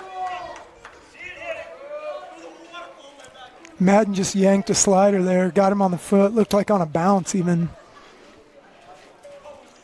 And Alphen will be the Wolves hitter here with 2 on and just 1 out. We're in the top of the 5th inning here. Both these teams dropped a game yesterday. Bear River getting Timpanogos, the 3 seed 9-5. Desert Hills nipping Crimson 8-7. The winner of this game will move on to tomorrow. The loser season comes to a halt. Smith, fastball down Broadway and fouled straight back. Maybe just losing a little velo. Last 2 have been at 85 on the fastball. Fatigue starting to set in a little bit for Smith as he's had some stressful innings. Another one here. And that one down low. 1-1 the count on Alphen, who's 0 for 1 in the game today. Alphen, though, a .303 hitter this season, so very capable batter. Senior. And again, that one dips outside, down and away, and it's 2-1. A lot of chatter firing back up out of that Timberwolves dugout on the first base side. They see the window of opportunity swinging open here.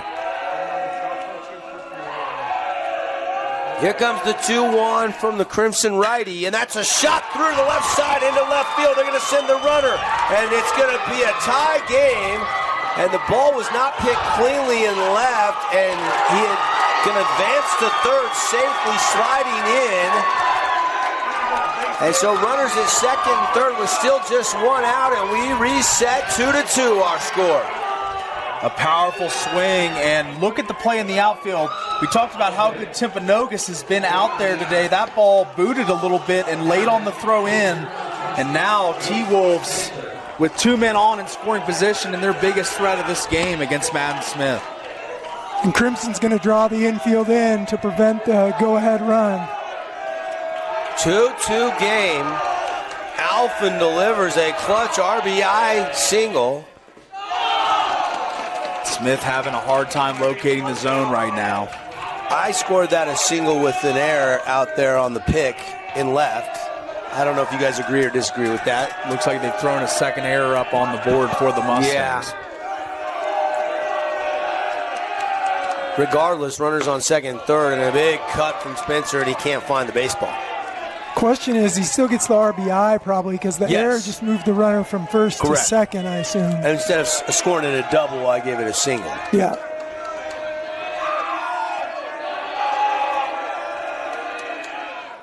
And I'm nothing official. This is, I think, Madden Smith emptying the tank. 94 pitches, high stress inning, potentially giving up the lead and the tie now, of course, but now looking for the lead are the Timberwolves. Dougie has the pitch he wants, and it's the fastball. Ring him up, a Red Rock Real Estate strikeout for out number 2. Bottom of the K-zone's 89 on the gun. That's some smoke when you needed some smoke from Madden Smith. As a little bit of some embers coming off the fingers. Man, what a steam ball that was down the middle. You might be right about emptying the tank. Get out of this inning. What do I got left to get out of this inning? Fastball away, just off the zone outside, ball 1. This is Cook, the right fielder, looking for his first hit of the day with 2 ducks on the ponds. The second and third, we're tied 2-2. And a shot out to second, and Boyer scoops it up on a line drive grab, and that'll do it for the inning. And Madden Smith does allow Timpanogos to tie this game, but he strands a couple runners, and we go to the middle of the 5th, all knotted up here from Gates Field inside the 4A State Baseball Championships. Flynn Group plays to win. From commercial to residential projects, we deliver the total building envelope. Roofing, glazing, and architectural metals. Championship quality every time. Flynn Group, we've got you covered. From bold statements to subtle compliments, Wilkinson's House of Lighting will help you more fully enjoy all the different spaces in your home. Find us online at shopwilkinsons.com or come in and see what's new. 88 East, 1160 South, just off Main. Huge news! Sport Court has a brand new showroom and design center, and it's next level. See why so many are choosing Sport Court here in Southern Utah for top quality basketball, pickleball, and multi-purpose courts. Learn more at sportcourtofsouthernutah.com.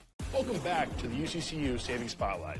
Today's play of the day goes to Becky, a single mom who just got her son Max a youth debit card from UCCU. This is a big win for Max, who knows that UCCU mobile banking makes it easy for his mom to add money to his debit card anytime. It's also a big win for Becky, who knows it also makes it easy to monitor her child's spending anytime. Final score, 1 happy son, 1 responsible mom. With the assist from UCCU.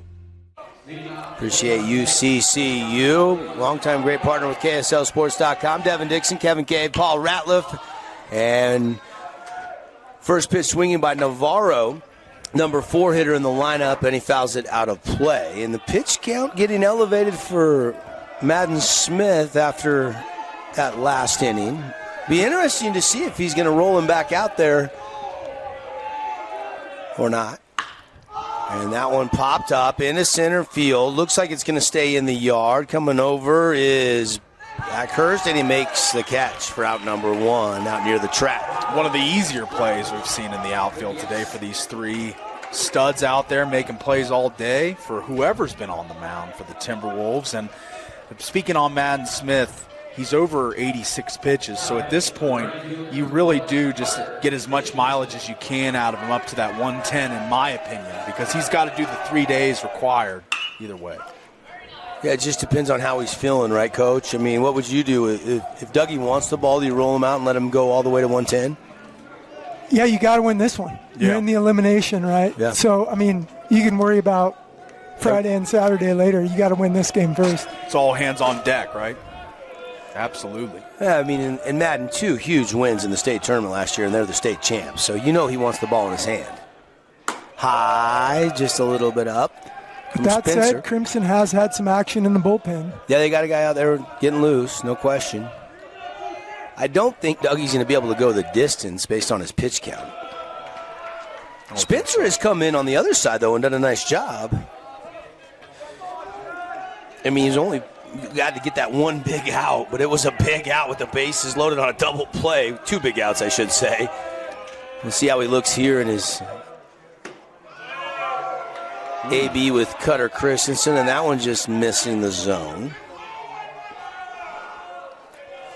Side to side on the strike zone today, the pitchers are getting a true plate. And a pop-up. Will it stay playable? No, gets up off the upper deck of the seats here at Gates Field in Kearns. And it's a full count on Cutter Christensen. CC today 1 for 2.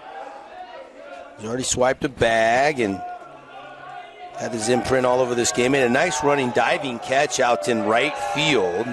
Scored a run as well, so very productive. And he fights another one off. Another Fabulous Freddy's foul ball. We got some fans out on the rooftop out there in left field, guys. Yeah, taking it in from out there. Are those the cheap seats? Might be. You got a truck parked out there? I don't know. We went out there Caden went out there to try to run a center field can, and the field slants away behind the fence, and it's really uneven ground out there. So I don't know how did they build a platform like a NASCAR up on top of the motorhome? I don't know what they got going on. Yeah, some kind of elevator. They're standing pretty level right now, and CC fighting off another pitch, but this one's going to stay on the infield high, and third baseman coming in. It's Clegg making out number 2.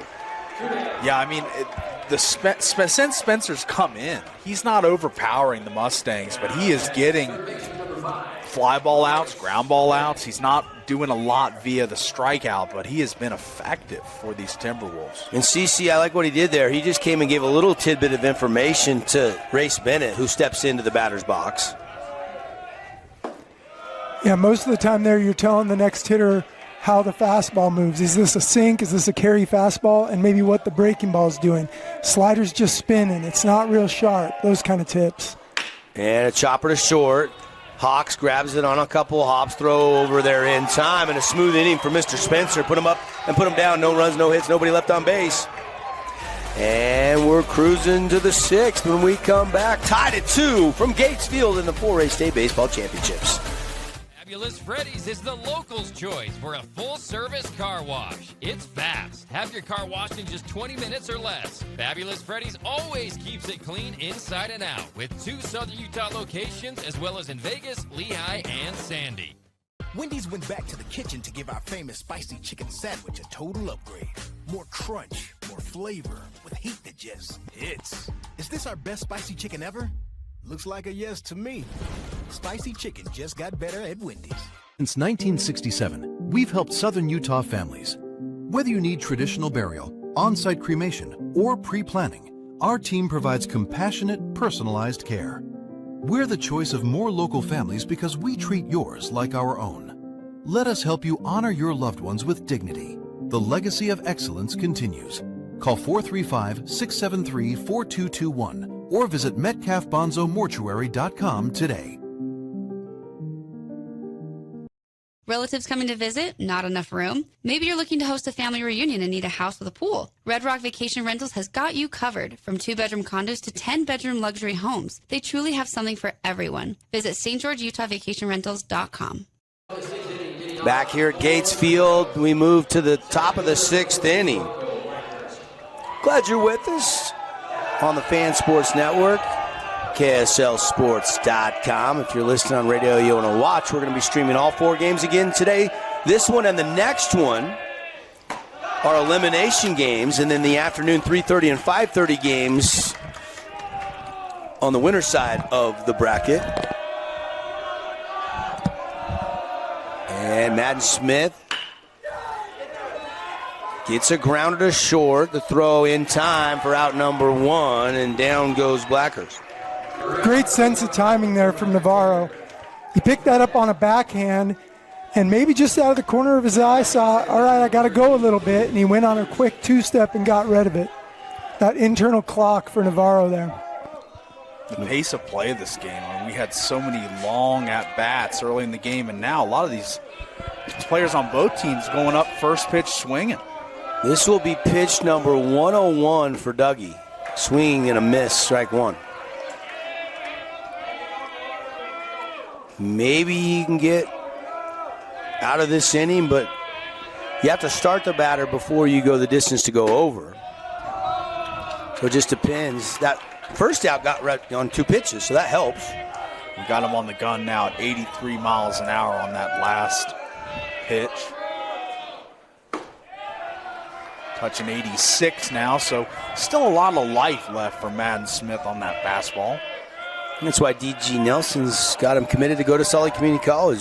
I mean, this is a kid that probably could have went and played offensive line somewhere, Division I football. He's got 4 state championship rings, 2 in football and 2 in baseball. He's looking for a fistful, and he's doing what he can today on the bump for the Mustangs. Yeah, I'd say. McKay Wright also, I think, ended up with 4 in his career, just graduated last year. Former teammate of Madden in baseball and in football. But Madden would have a chance with McKay graduating to get 1 more than McKay got. I mean, could you imagine? You know, a lot of guys don't even get to play for a state championship, let alone win one, and he could have 5. That's right. That's unbelievable. It's pretty crazy to think about. And that one trying to nibble at the bottom of the K zone on a 2-2, and it was down low. Says the home plate umpire. The count is now full. Man, Smith thought he had that one, but. And that was pitch 106. We might get 1 more batter. And there's a shot to Navarro who can't get to it. And it's going to be a 1-out hit for Peterson and the Timberwolves. And Timpanogos will be turning over the lineup here back to the leadoff spot. And you're right. Here comes Cooper Hawks. Cooper Hawks in the record books. He is approaching a record. Mentioned this a couple innings ago, but the state record for a single season RBI sits at 60. And Cooper is at 51, the record held by James Beasley of West Ridge High School back in 2003. Do you know what the all-time high school record is? I don't. 119, kid from Carl Albert, Oklahoma, back in 2010. Could you imagine 119 RBIs in a single season? That's wonder what their game limit is. How many games they get to play in Oklahoma? And I wonder about their quality of pitching. I have no idea. That's a 100 RBI season is extremely rare. But I just threw it in, and second place is 113. So only 2 guys have really broke that 100 RBI. When the 113 was a guy named Joe Little from Butler, Oklahoma in 1996. Looks like 3 guys from the state of Oklahoma in the top 5 of your RBI list there. So, wow. I think Abbott just going out to tell Dougie there, hey, you're on limit. This is your last batter. Get this guy. Yep. Go get this guy, and we'll give you applause on the way in. He's 108. And that one blocked by Austin Smith for ball 1.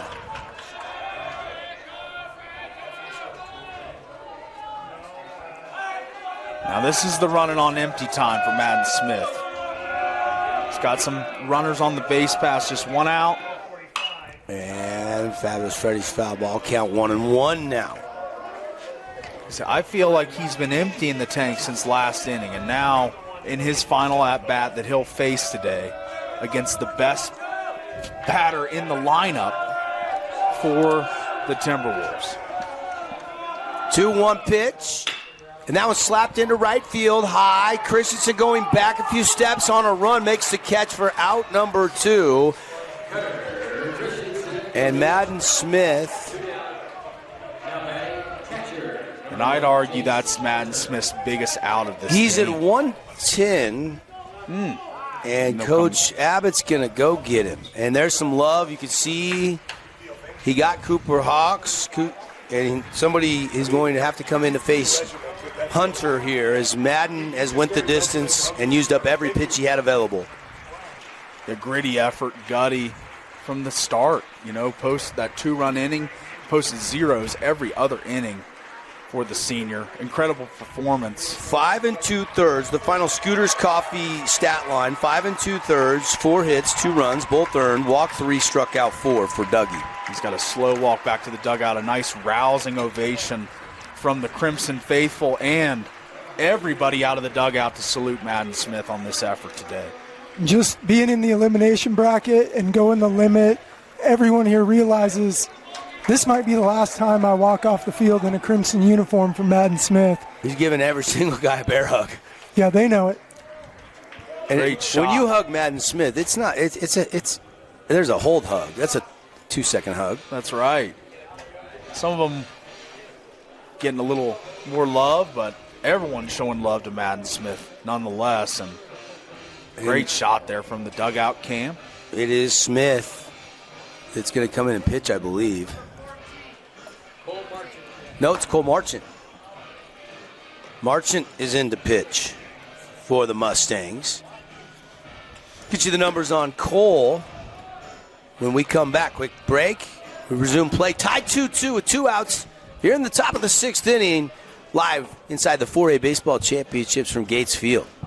What you're about to hear may impact your dinner plans. The viral mac and cheese place you've seen online has made its way to town. Imagine build your own mac with fan favorite toppings like smoked brisket all the way to the controversial pineapple. Try it at the Red Cliffs Mall in St. George or in front of BYU in Provo. Your child's sports journey starts with the City of St. George Recreation. From their first steps on the quarter field to becoming a star player, our youth sports programs are here to develop talents and teamwork skills. So get out and play. Check out all the sports and get signed up at sgcityrec.org. Create your own relaxing, comfortable space. Boulevard Home offers the guaranteed best prices on furniture, appliances, mattresses, and more. And buy with no interest financing. Shop Boulevard Home, because home is who we are. So the junior Marchand in to pitch. 1-2 record this year, 7 appearances. ERA sitting at 4.36. And runner will go on the first pitch of the game, and it gets into center field. Slipped out of Austin Smith's hand, and that's going to allow Peterson to get all the way to third base, and he represents the go-ahead run here in the 6th inning.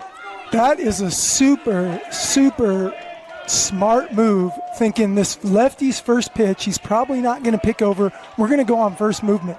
Kim Nelson sends him on that first move of the foot from Marchant, doesn't give him a chance to even show the move. And I think that going on the first move kind of hurried the throw from Smith and might have led to that kind of awkward loft that he had on that ball, kind of lost the grip of it because of the quick movement on the base pass. Marchant got a pop up. Smith taking a look. He's got room. He's got to find the ball, and he can't ever locate the ball. And it lands right in front of us here. Just never saw it. That could have been the third out of the inning if he could have located it. And I think I heard Coach Justin Abbott say, hey, you got room, you got room. Yeah, he did. And put a pin in that, as if this inning extends or runs scored, that's a massive play in this game. Well, here comes the 2-1 pitch. And that's a shot off Marchant's glove. Navarro's going to have to barehand it to throw. It gets away from RT, and Timpanogos has a 3-2 lead. And there it is. Put the pin in it because it led to the leading run in this game, as a fundamental flaw there behind the plate. And now the T-Wolves, opportunistic, take the 3-2 lead on just a hard-hit ball.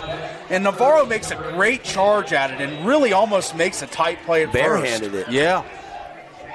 Was the throw? Would it have been in time had he been able to get that on line to RT at first base? I don't know. It would have been close. Yeah. But once it got away, run scored, 3-2 Timpanogos.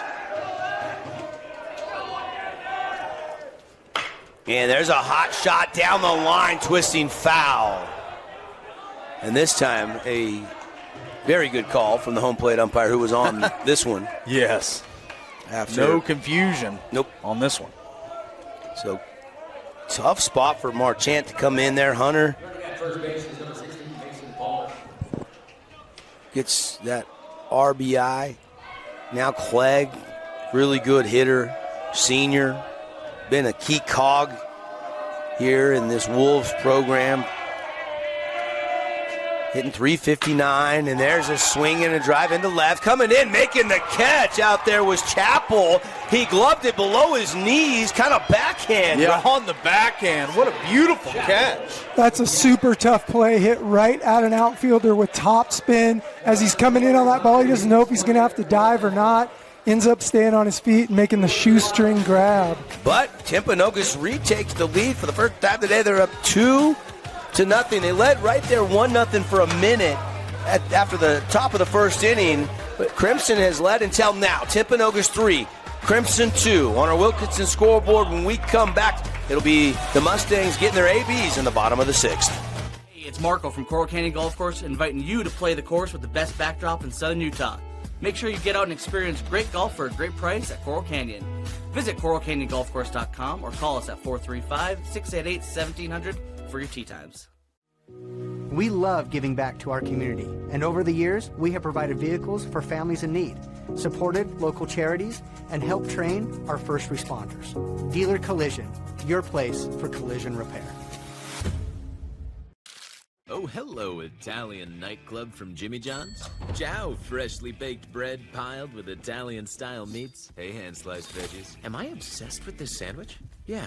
So what if I am? Jimmy John's. Order online or on the app. Back here at Gates Field, presented by the Boulevard by Smart, making your house more like home for over 50 years with all your furniture and appliance needs at the Boulevard. Getting into the nitty-gritty later stages of this elimination game, 3-2 Timpanogos, and it'll be Austin Smith, who just got charged with a throwing error on that stolen base attempt that allowed that runner to get to third and then score on that hit to shortstop. The Navarro tried to barehand and throw across the diamond. Kind of a tough inning for Smith. Had the throwing error and then lost the third out in the sun behind the plate. He can make up for it. Himself. Yeah, he can make up for it with one swing of the bat here. 2-0 pitch inside, 3-0. Smith been swinging it this year, hitting right around that 350 mark his senior season.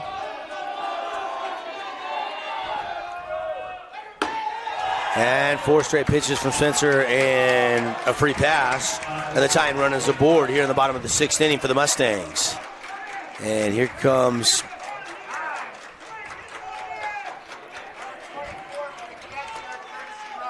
Riker Taylor to the plate. And they're going to get a courtesy runner.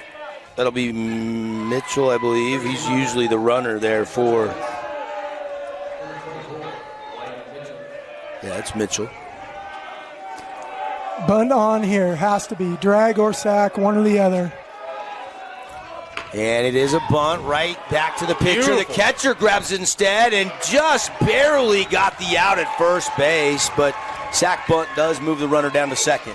Man, this died perfectly right there between pitcher and catcher. And it is the catcher's play, and he whips it over there, but still, runner in scoring position for the Mustangs, down 1.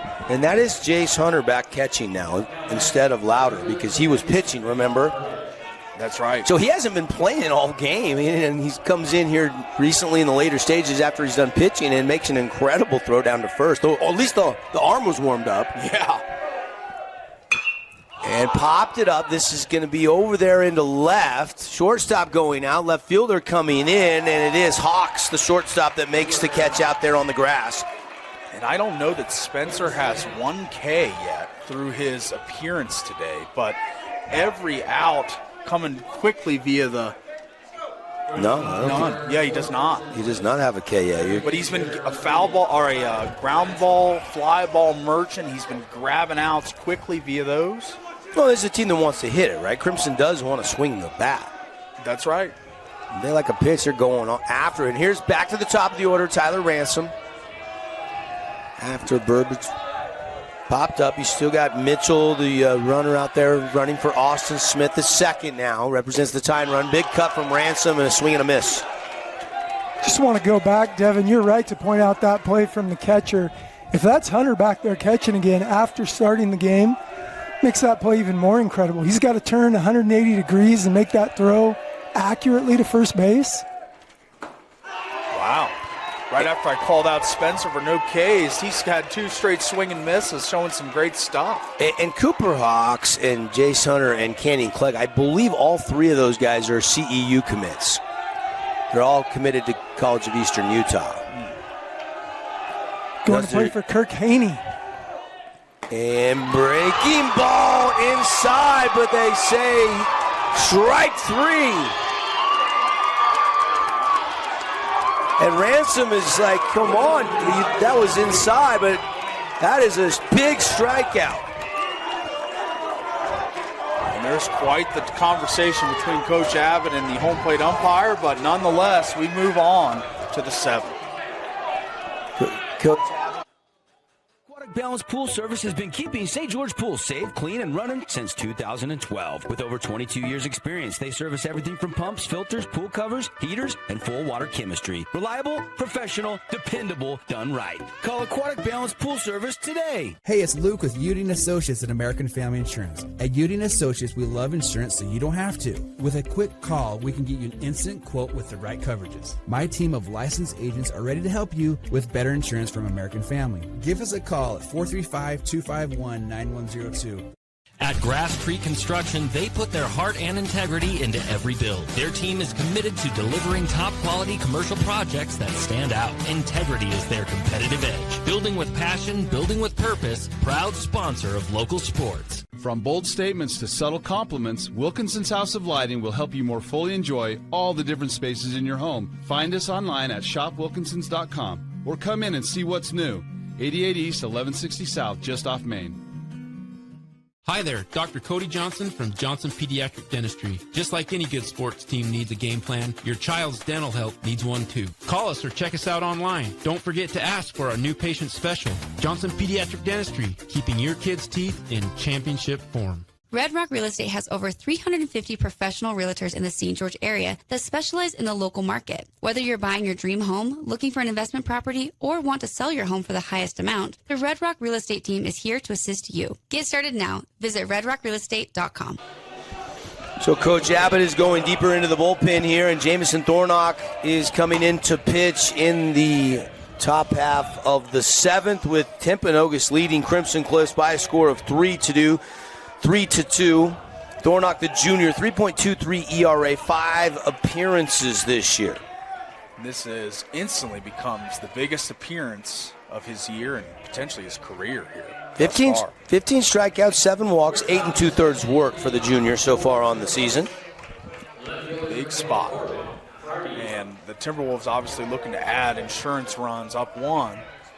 Thornock looking to be nails on the mound and close this inning down and get it back to the batting order. Thornock's first pitch coming here in the 7th. And a slow roller that trickles foul down the third baseline. A Fabulous Freddy's foul ball. Remember, those coupon books are on sale. Stock up. You get 11 for the price of 7. And every time you use those coupons, you get big gas discounts. Full service car wash. You and your car. Feeling fabulous at Fabulous Freddy's. And that one's roped into the gap in right center field. It's going to get all the way to the track. And it's going to be a leadoff double by Hardy, who is now 2 for 3 in this game today. Hardy making his presence known again. He made that incredible play, if you remember, early in the game in left field. But now looking to add a huge insurance run. He's in scoring position for his team. Thornock, kind of a flamethrower. He hits the high 80s easy, maybe touching 90. Opens with 2 off-speed pitches, the second one for the base hit. And we got a bunt situation on right here. You're going to ask Alfin to sack him over to third. Oh, wow. They might get him. And the throw is in time, and he's out at third base. What is Hardy doing there? Oh, my goodness. Oh, man. Wow. That throw beats him. Yeah, that's an out. Man, what a base running flaw there.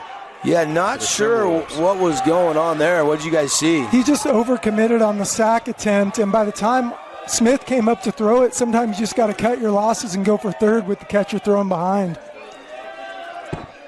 So the leadoff double is a race, a huge first out in the 7th, top half for the Mustangs defensively, and what a gem of a throw from Austin Smith. And Ricardo Navarro. And Navarro, the second relay, yes, both of them.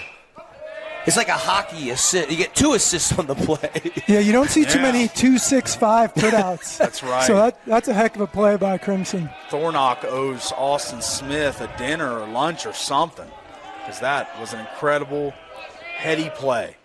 And Kev, you're right. The throw to Navarro was right onto Race Bennett's glove as there's a Red Rock Real Estate strikeout for 2 down. Incredible. You go from a leadoff double erased to now 2 outs and 1 out away from getting out of this inning. 87 and 89 on those last 2 fastballs from Thornock. You mentioned he throws flames. See what he does here. He's probably juiced up. And Thornock misses on the bender. Was that a curve or a slider, Kevin? It's probably a slider. Looked like it had a little more velo than the curve. The 1-0 pitch. Swing and a miss. 88 miles an hour, and Spencer could not find the barrel on the ball. Thornock mixing in a lot of his arsenal here. Slider, changeup, fastball. And he plunked him. Ooh. He plunked him, so a hit batter by Jamison Thornock put Spencer on first with 2 outs in the top of the 7th. 3-2. Timpanogos is leading Crimson Cliffs. The defending state champs are down to the bottom of the 7th, but are they chasing 1 to tie or more here? We'll find out. And we do have Cook stepping in. Cook today, the right fielder. He made a couple great plays out in the outfield, but looking for his first hit of the day. And strike 1 from Thornock. You got to think we're going to be seeing fastballs here, and the off-speed's going to be chase tough. Try to keep the off-speed out of the zone. And outside, ball 1-1 the count. Cook no hits today, but 362 average, 14 RBI, 6 doubles, 2 triples. He's very capable. A dangerous team, no matter who wins this one moving on today, as that one misses outside. And a very good team season comes to a crashing halt on the other side of the coin. That's right. This is the 7 seed and the 3 seed in the bracket. One of them's going home. Thornock. Maybe just low. 3-1. Like a good pitch to me from Thornock there. He wanted that one, and I agree with him. 3-1 count, 1 on, 2 outs, top of the 7th. Cook, gonna have to wait. There's a pickoff attempt over to first base. He's back in time. It's kind of sketchy there for Cook. He was leaning towards second. Kind of had a double take back to first. The throw and almost in time there. Accurate throw probably gets him. He was definitely leaning. And a snap throw to Taylor over at first again by Jamison Thornock. Cook very aware that he stands as the insurance run in this game. Can't get picked off to end the inning. There he goes. And the chopper to short. Navarro has to wait for it. Gloves it. The throw. A bullet in time. Out at first. And that'll do it for the top of the 7th inning. Incredible play by Navarro. Had to get rid of that quick. Bullet across the diamond for out number 3. Thornock works the top of the 7th unscathed. It'll be the number 2, 3, 4 hitters coming up for the Mustangs. Boyer will lead it off when we come back. They're chasing 1 to tie, 2 to walk it off in this elimination game. It's time to get your game on with Mountain Mike's Oven Roasted Chicken Wings. They're meaty, juicy, in 4 bold sauces ready to tempt your taste buds. Order online or on our app for carryout or delivery. Create your own relaxing, comfortable space. Boulevard Home offers the guaranteed best prices on furniture, appliances, mattresses, and more. And buy with no interest financing. Shop Boulevard Home, because home is who we are. Your child's sports journey starts with the City of St. George Recreation. From their first steps on the quarter field to becoming a star player, our youth sports programs are here to develop talents and teamwork skills. So get out and play. Check out all the sports and get signed up at sgcityrec.org. Aquatic Balance Pool Service has been keeping St. George Pool safe, clean, and running since 2012. With over 22 years experience, they service everything from pumps, filters, pool covers, heaters, and full water chemistry. Reliable, professional, dependable, done right. Call Aquatic Balance Pool Service today. Welcome back here. Game one of a quadruple header on KSLSports.com, your streaming partner for the entire high school state playoffs, all classifications. And first pitch to Jack Boyer from Spencer, who stays on the pitch. The bottom of the seventh is a called strike. Again, it's Boyer to lead things off. And time called by Boyer, granted last second by the home plate umpire. He asked for it and he gave it to him. Pretty heady there by the freshman. That's right. Wasn't feeling comfortable and wanted time. Final 3 outs, got to be comfortable in the box. Here's the 0-1 inside. It's now 1-1. Chappell is on deck, then Navarro in the hole here in the bottom of the seventh. Crimson trailing by a run. Swing and a miss, strike two. Boyer couldn't find the barrel on the ball. And this would be a very opportune time for Spencer's first K of the day with 2 strikes. Pitcher's count here, premium pitcher's count. Let's see if he works in something to get him chasing. Down low, 1 hops. Ball 2, 2-2 the count. Boyer just been aboard a couple times via free passes. Yeah.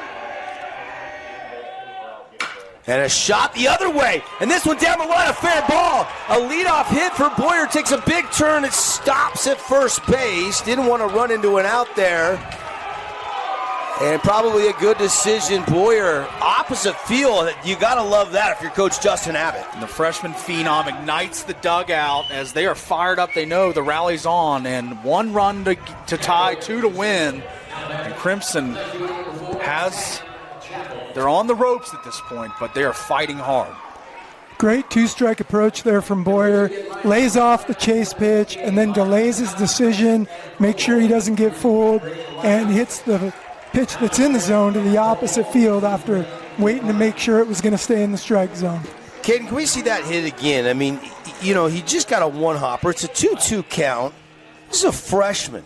I mean, that's a smart play. He's not trying to do too much with it. He is going with the pitch. It even looks like maybe Spencer's trying to sneak a slider under his hands there, and Boyer stayed way inside of that with 2 strikes to serve it out to the opposite field. I mean, this kid, we're watching a star born before our eyes in Jack Boyer. That's a big, bottom of the seventh, you're leading off, and you got 2 strikes on you, and you maybe, the only thing maybe he was hesitating around first, but I think pretty smart to put the brakes on there and not risk it. Yeah, the bat to ball from Boyer is a really strong skill.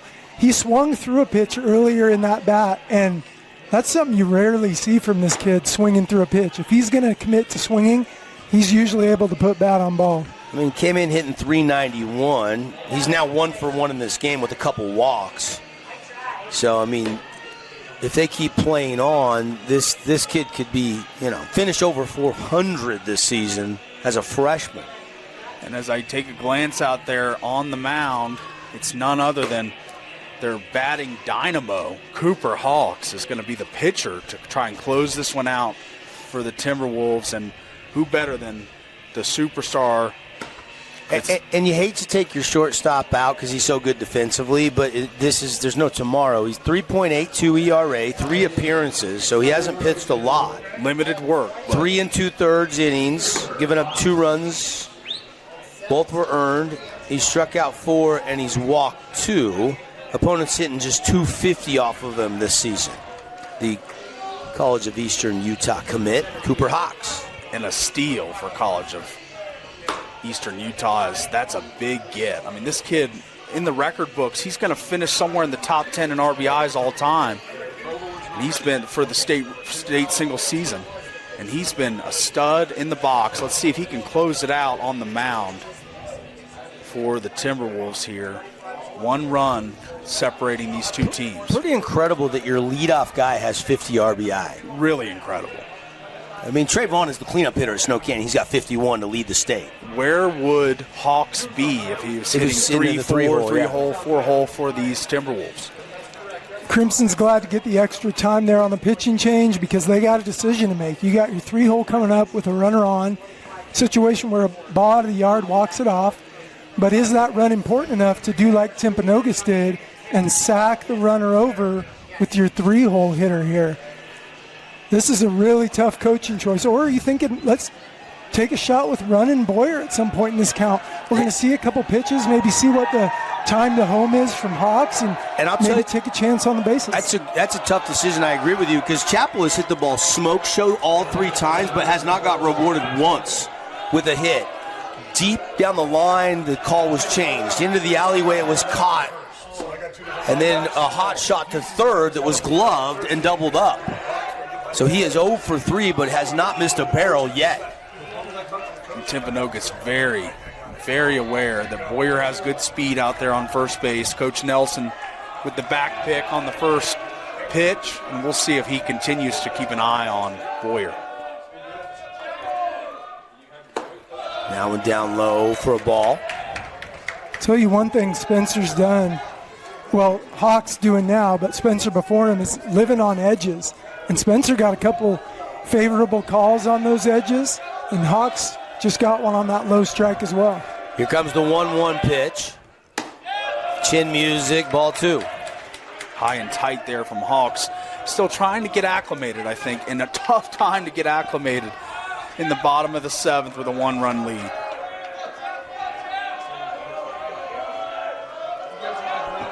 Here comes the 2-1 delivery. And this one's hit through the right side. Back-to-back hits for the Mustangs. Boyer's going to stop at second. The throw cut off. And Crimson's got a little something brewing here in the bottom of the 7th inning as Ricardo Navarro will be the batter now. Great piece from Chappell there. Doesn't try to do too much with the fastball away. Knows that pitch was a strike from earlier in the at-bat and just sends it into the 4 hole for a base knock. Keep this inning moving.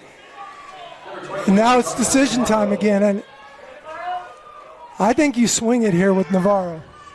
First and second, probably telling him look to drive something to the middle opposite side of the field. So even if we do make an out, we're moving that runner up to third and we don't have to take an automatic out by sacking him over. And Coach Kyle Boyer, the third base coach, just had an exchange with Ricardo Navarro, telling him what he wants in this situation, gave him a pat and said, go do it. Cooper Hawks into pitch here with 2 consecutive hits. He'll step off and chase Boyer back to the bag at second base. Timpanogos might be just checking there to see if Ricardo shows his hands on a bunt as the pitcher lifts his front leg, and we didn't see a flinch, so he's probably swinging it. Crimson down by a run, 3-2. And there's a strike on the inside part of the plate.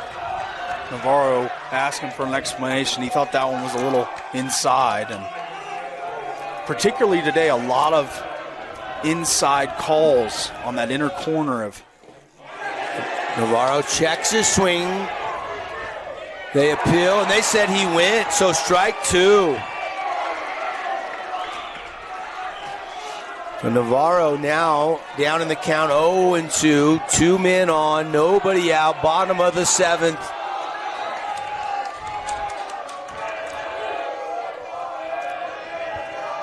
Here's the pitch, and a chopper back to Hawks. Hawks is going to look to third, go to second, and they do get 1 out at second base, and now runners are on the corners.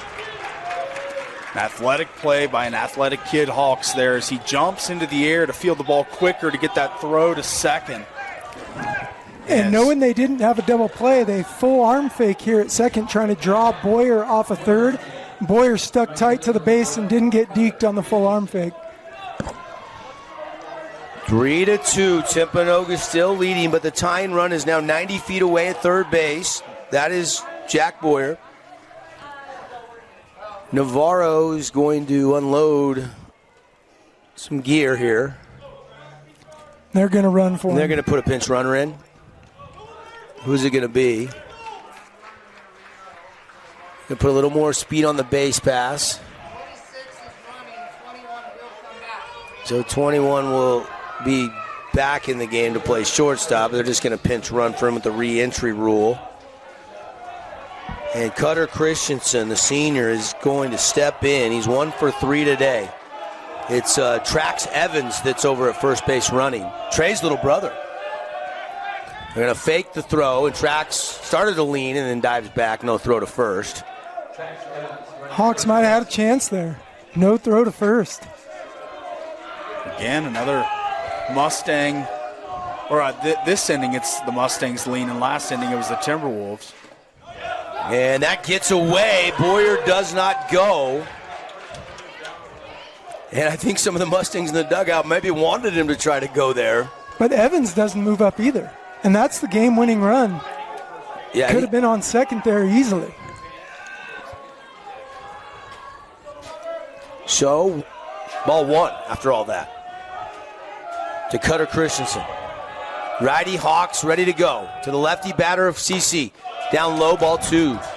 The other thing that's huge there is you get to second on that, you take the double play out of possibility. And now that double play is still in order here. Would be a game-ending double play. Outside, 3-0. That's a huge point and a great point. Yeah, the double play being alive here, that's a huge element for Hawks. If he can get one on the ground, could see the end of this game.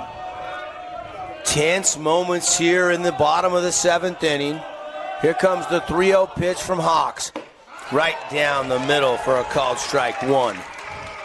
The weird thing here is for Timpanogos, a walk doesn't necessarily hurt you that bad. I know you don't want the winning run in scoring position, but so many ways to turn 2 with the bases loaded and 1 out.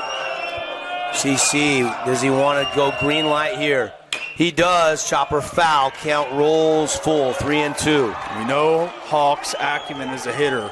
The 1.167 slugging, the 51 RBIs, but this is the biggest spot of this game and this season for him right now, as he needs to nail down the door.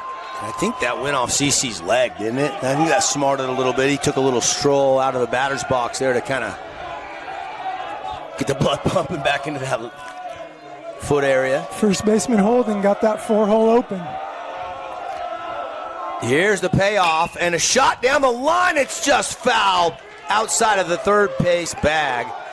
Exit velo high off the bat there. Third baseman, if it stays fair, couldn't have got to that ball, but it just was fouled by a few inches. These are the pressure-packed moments as a baseball player that you dream about, that you think about, and you want. 3-2 pitch again. Popped it up and out of play. 82-mile-an-hour pitch from Cooper Hawks. And it's a Fabulous Freddy's foul ball. And Hawks has battled here, 3-0 to 3-2. He does not want to lose and allow, but to Coach's point, if he wants to load him up, that's an alternative as well. But he wants the strikeout, of course. 2 on base, 1 out. And a swing and a pulled shot, well, foul again off the bat of CC. It's a pretty center cut pitch.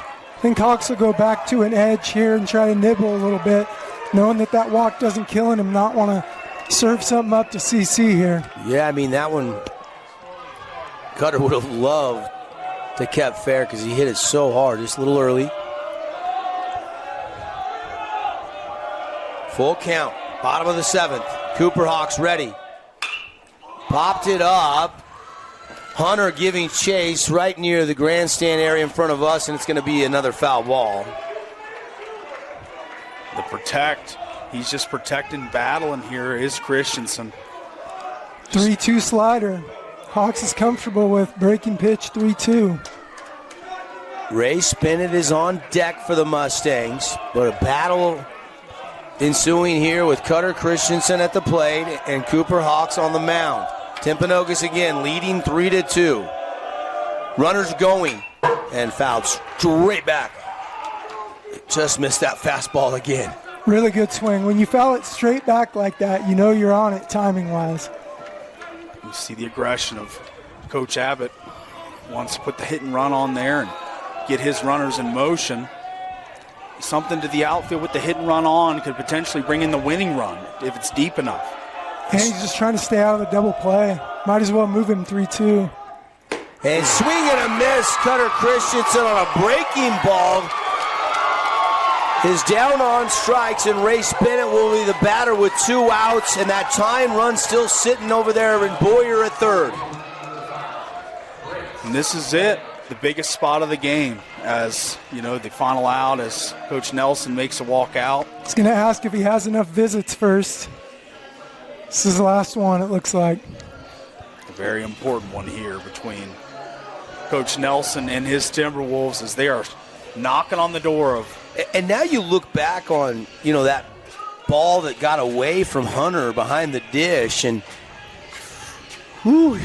tough call whether you try to score or try to at least advance the runner from first to second there, and then kind of hold serve. And I get it. You got a really good hitter in Cutter Christensen at the plate. Now, Ray Bennett is 1 for 3 today, so he's seeing it well. He's been hitting all-state tournament all season long.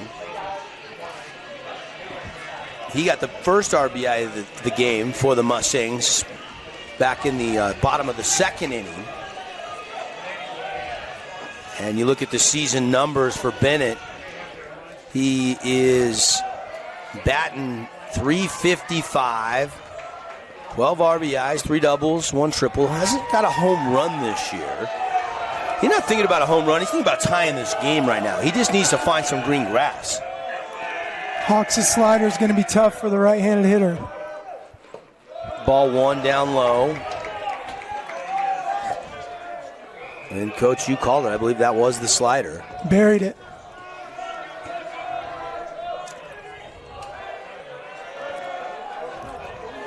Again, Jack Boyer at third. Trax Evans is at first. Ray Bennett at the plate. Here's the 1-0 pitch.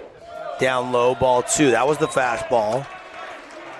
Back-to-back batters now. Hawks has fallen down 2-0 against. Battle back to get the out last AB, but messing with fire here with this Crimson lineup. The pitch and a swing and a chopper foul. Good pitch to hit. That Race wishes he could see that one again. Ray Bennett looking for a dealer collision, big hit from minor collision to major accidents. Your choice in Southern Utah for repairs to your vehicle is Dealer Collision Center. Here comes the 2-1.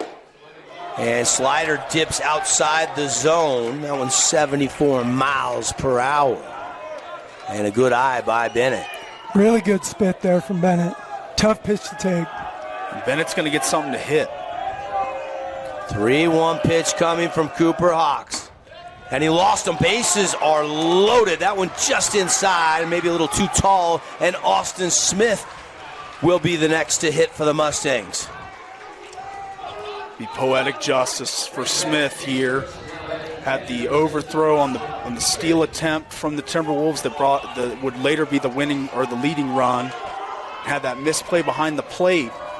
But now this is a huge opportunity for him to lift his team up and win this game potentially with a hit to the outfield. And the first pitch catches the black of the outside top of the K zone for a called strike 1. Today's game brought to you by Mountain Mike's Pizza in Hurricane. Here comes the 0-1. Outside, that was the slider again, and Smith lays off of it. He's going to be thinking aggressively here. First good one he sees, he's ready to put a swing on it. Hawks swinging a shot. This one through the right side. Austin Smith has tied this game. Here comes the play at the plate, and Crimson walks it off. He is safe. Crimson wins the game on an Austin Smith 2 RBI single to right field, and the Mustangs, the defending state champs, live to fight another day. Redemption for Smith. Redemption in its finest. And pandemonium ensues. The dog pile. And that is a walk-off in your 4A state playoffs. And man, what a play we see here once again as Smith just barrels this one. And the speed on the base pass key here is this throws a good one, but it's not there in time. Mustangs with the big win. and that's the pinch runner, Evans, coming home to score. I believe it would have been Navarro running at second, and with the pinch runner, he's got just enough speed to get across and beat the perfect throw home to win it for the Mustangs. Unbelievable stuff. We're going to see if we can get Tara with Coach Abbott and keep it right here as we segue into our Johnson Pediatric Dentistry post-game show.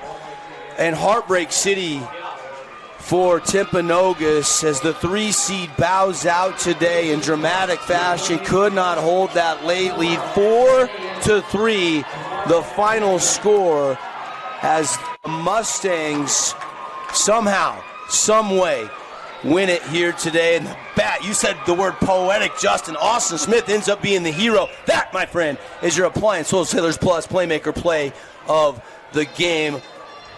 Huge hit for the senior Austin Smith. And this Mustang team, how about it, as they will move on to tomorrow. Never say die for these fellas, and what a gritty win. Looked inconceivable at times, but they find a way. And we're going to hold it right here. Tara looks like she's going to track down Coach. And I think she's got Austin Smith. She's got Austin Smith. Okay, let's go down to Tara Atkin, who was with the guy that just walked it off, Austin Smith. Take it away, Tara.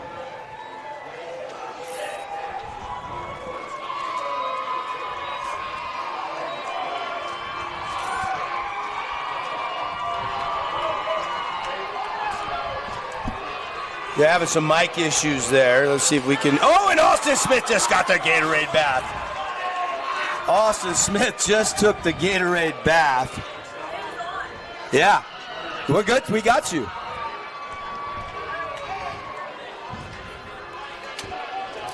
Oh. Ike, when you made contact with that ball? Honestly, I don't even know what happened. It just all happened so quick, but it's got to be one of the best feelings in my entire life right there. Yeah, that was a great moment. Congratulations on the big win, and looking forward to the next game. For sure. Yeah, we're always just thinking about tomorrow. That's in the past. We're on the next. All right. Thank you so much, Austin. Back to you guys. Greatest feeling in the world. Pretty good. Greatest feeling in the world, right? A walk-off in the state tournament to avoid elimination. Yeah, I said it was poetic justice, and I think it is, because if we I said to put a pin in the play, but Coach Abbott was yelling. He said, it's there, the ball's there, and it dropped harmlessly to the turf. Smith was upset with himself, but he gets redemption in the biggest way, delivering his team the walk-off hit for the win. Wow. It is amazing. Austin Smith, your Appliance Wholesalers Plus 2 RBI walk-off winner chicken dinner in the bottom of the 7th inning. Holy smokes. And Crimson moves on to tomorrow, and the feeling for Kim Nelson and Timpanogos right now has got to be deflating. That team battled, had the lead, just could not hold on. You got the dude you want on the mound. He's fighting. Just incredible. That's your thoroughbred horse on the mound in the batter's box, and he tried to deliver for him the big W, the closeout win in the bottom of the 7th, but Crimson just too resilient, too scrappy, and they wouldn't go away. Kevin, your thoughts on what we just saw? Yeah, Timpanogos pitched it really well all day. Only recorded 2 strikeouts, but Spencer came in and only gave up 1 hit. The staff only walked 5 on the day, and they really kept that Crimson offense at bay most of the day, thanks to a couple line outs that went to the right spot. But they were in position there to win that game, and Crimson just gritted it out. 2 batters came to the plate with 2 outs, and the second one finished it off. All right. 1:10 we're hearing plate meeting, so we're going to have about a 40-minute break. So we're going to be about 40 minutes behind on the start of the next game. So let's do this. Let's take a quick break, come back. We'll break it down a little further, and we'll put a bow on this game and continue to hand out some awards and bring you more of the Johnson Pediatric Dentistry post-game show. 4-3, Crimson wins it here at Gates Field in dramatic fashion over Timpanogos. Nets on Fire is the place to hoop in Southern Utah. Elevate your game with group or individual training with elite coaching. Hustle to netsonfire.org to learn more and see why so many rising stars hoop at Nets. Nets on Fire, building champions on and off the court. Fabulous Freddy's is the locals' choice for a full-service car wash. It's fast. Have your car washed in just 20 minutes or less. Fabulous Freddy's always keeps it clean inside and out with 2 Southern Utah locations as well as in Vegas, Lehigh, and Sandy. Hey, back here, Johnson Pediatric Dentistry. Dr. Cody taking care of all your kids' dental needs. Soon to be 3 Southern Utah locations. Always have that new patient special, the cleaning, the exam, the x-rays, one low price, just $99. Johnson Pediatric Dentistry. Devin and Paul, Kevin here in the Grass Creek Construction broadcast booth. And boy, oh boy, pretty obvious. We got to go with Austin Smith as the Appliance Wholesalers Plus Playmaker Play of the game. Yeah, it's an easy one. I mean, the easiest we've had all season. That's right. Anytime you got a playoff walk-off win in the state tournament, that's going to be your AWP Playmaker Play of the game, far and away. What a play by Smith, and just a clutch spot. The DNA, the championship DNA this Crimson team has. All the players emanate it. I mean, it's just amazing. The clutch spot that he was in, and he delivers. That's an easy one for the AWP Playmaker Play of the game. I love it. Appreciate the boys at SLGE at AWP. Across the freeway from the Bloomington Walmart. As for the Findlay Subaru star of the game, you got to throw Madden Smith in there. He emptied the tank, went 111 pitches officially, and ended up, with a no decision in this game. But boy, oh boy, he did everything he could to put this team on his back one more time. As Dougie's got 4 state championships as a player between football and baseball, looking for number 5. That's right, and that pursuit of the 5th ring, and that one for the thumb, as I call it, stays alive for Madden Smith and the rest of these Mustangs that already have accumulated all these rings. And it's an amazing feat that this is 5 rings for one player in high school. Crazy. Yeah, and I think it's easy to go with him as your Findlay superstar of the game. Nobody had a multi-hit game. There was 7 hits, but it was spread around for Crimson, none bigger than Austin Smith's, obviously. As for our Jersey Mike sub of the game, I got one. Marchand or Thornock on the back? You like Jamison Thornock? Yeah, he was coming in throwing fire from the mound, and he held the score at 3-2. I think that's key.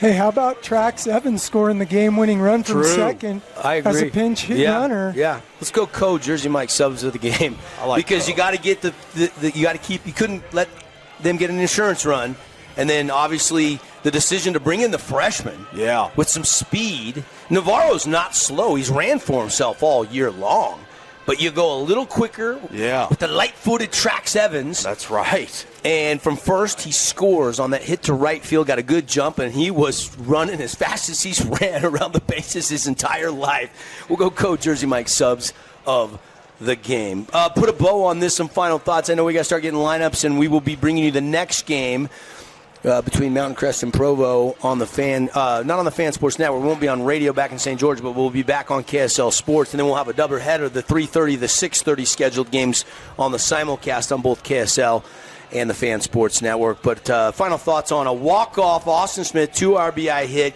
Paul, go.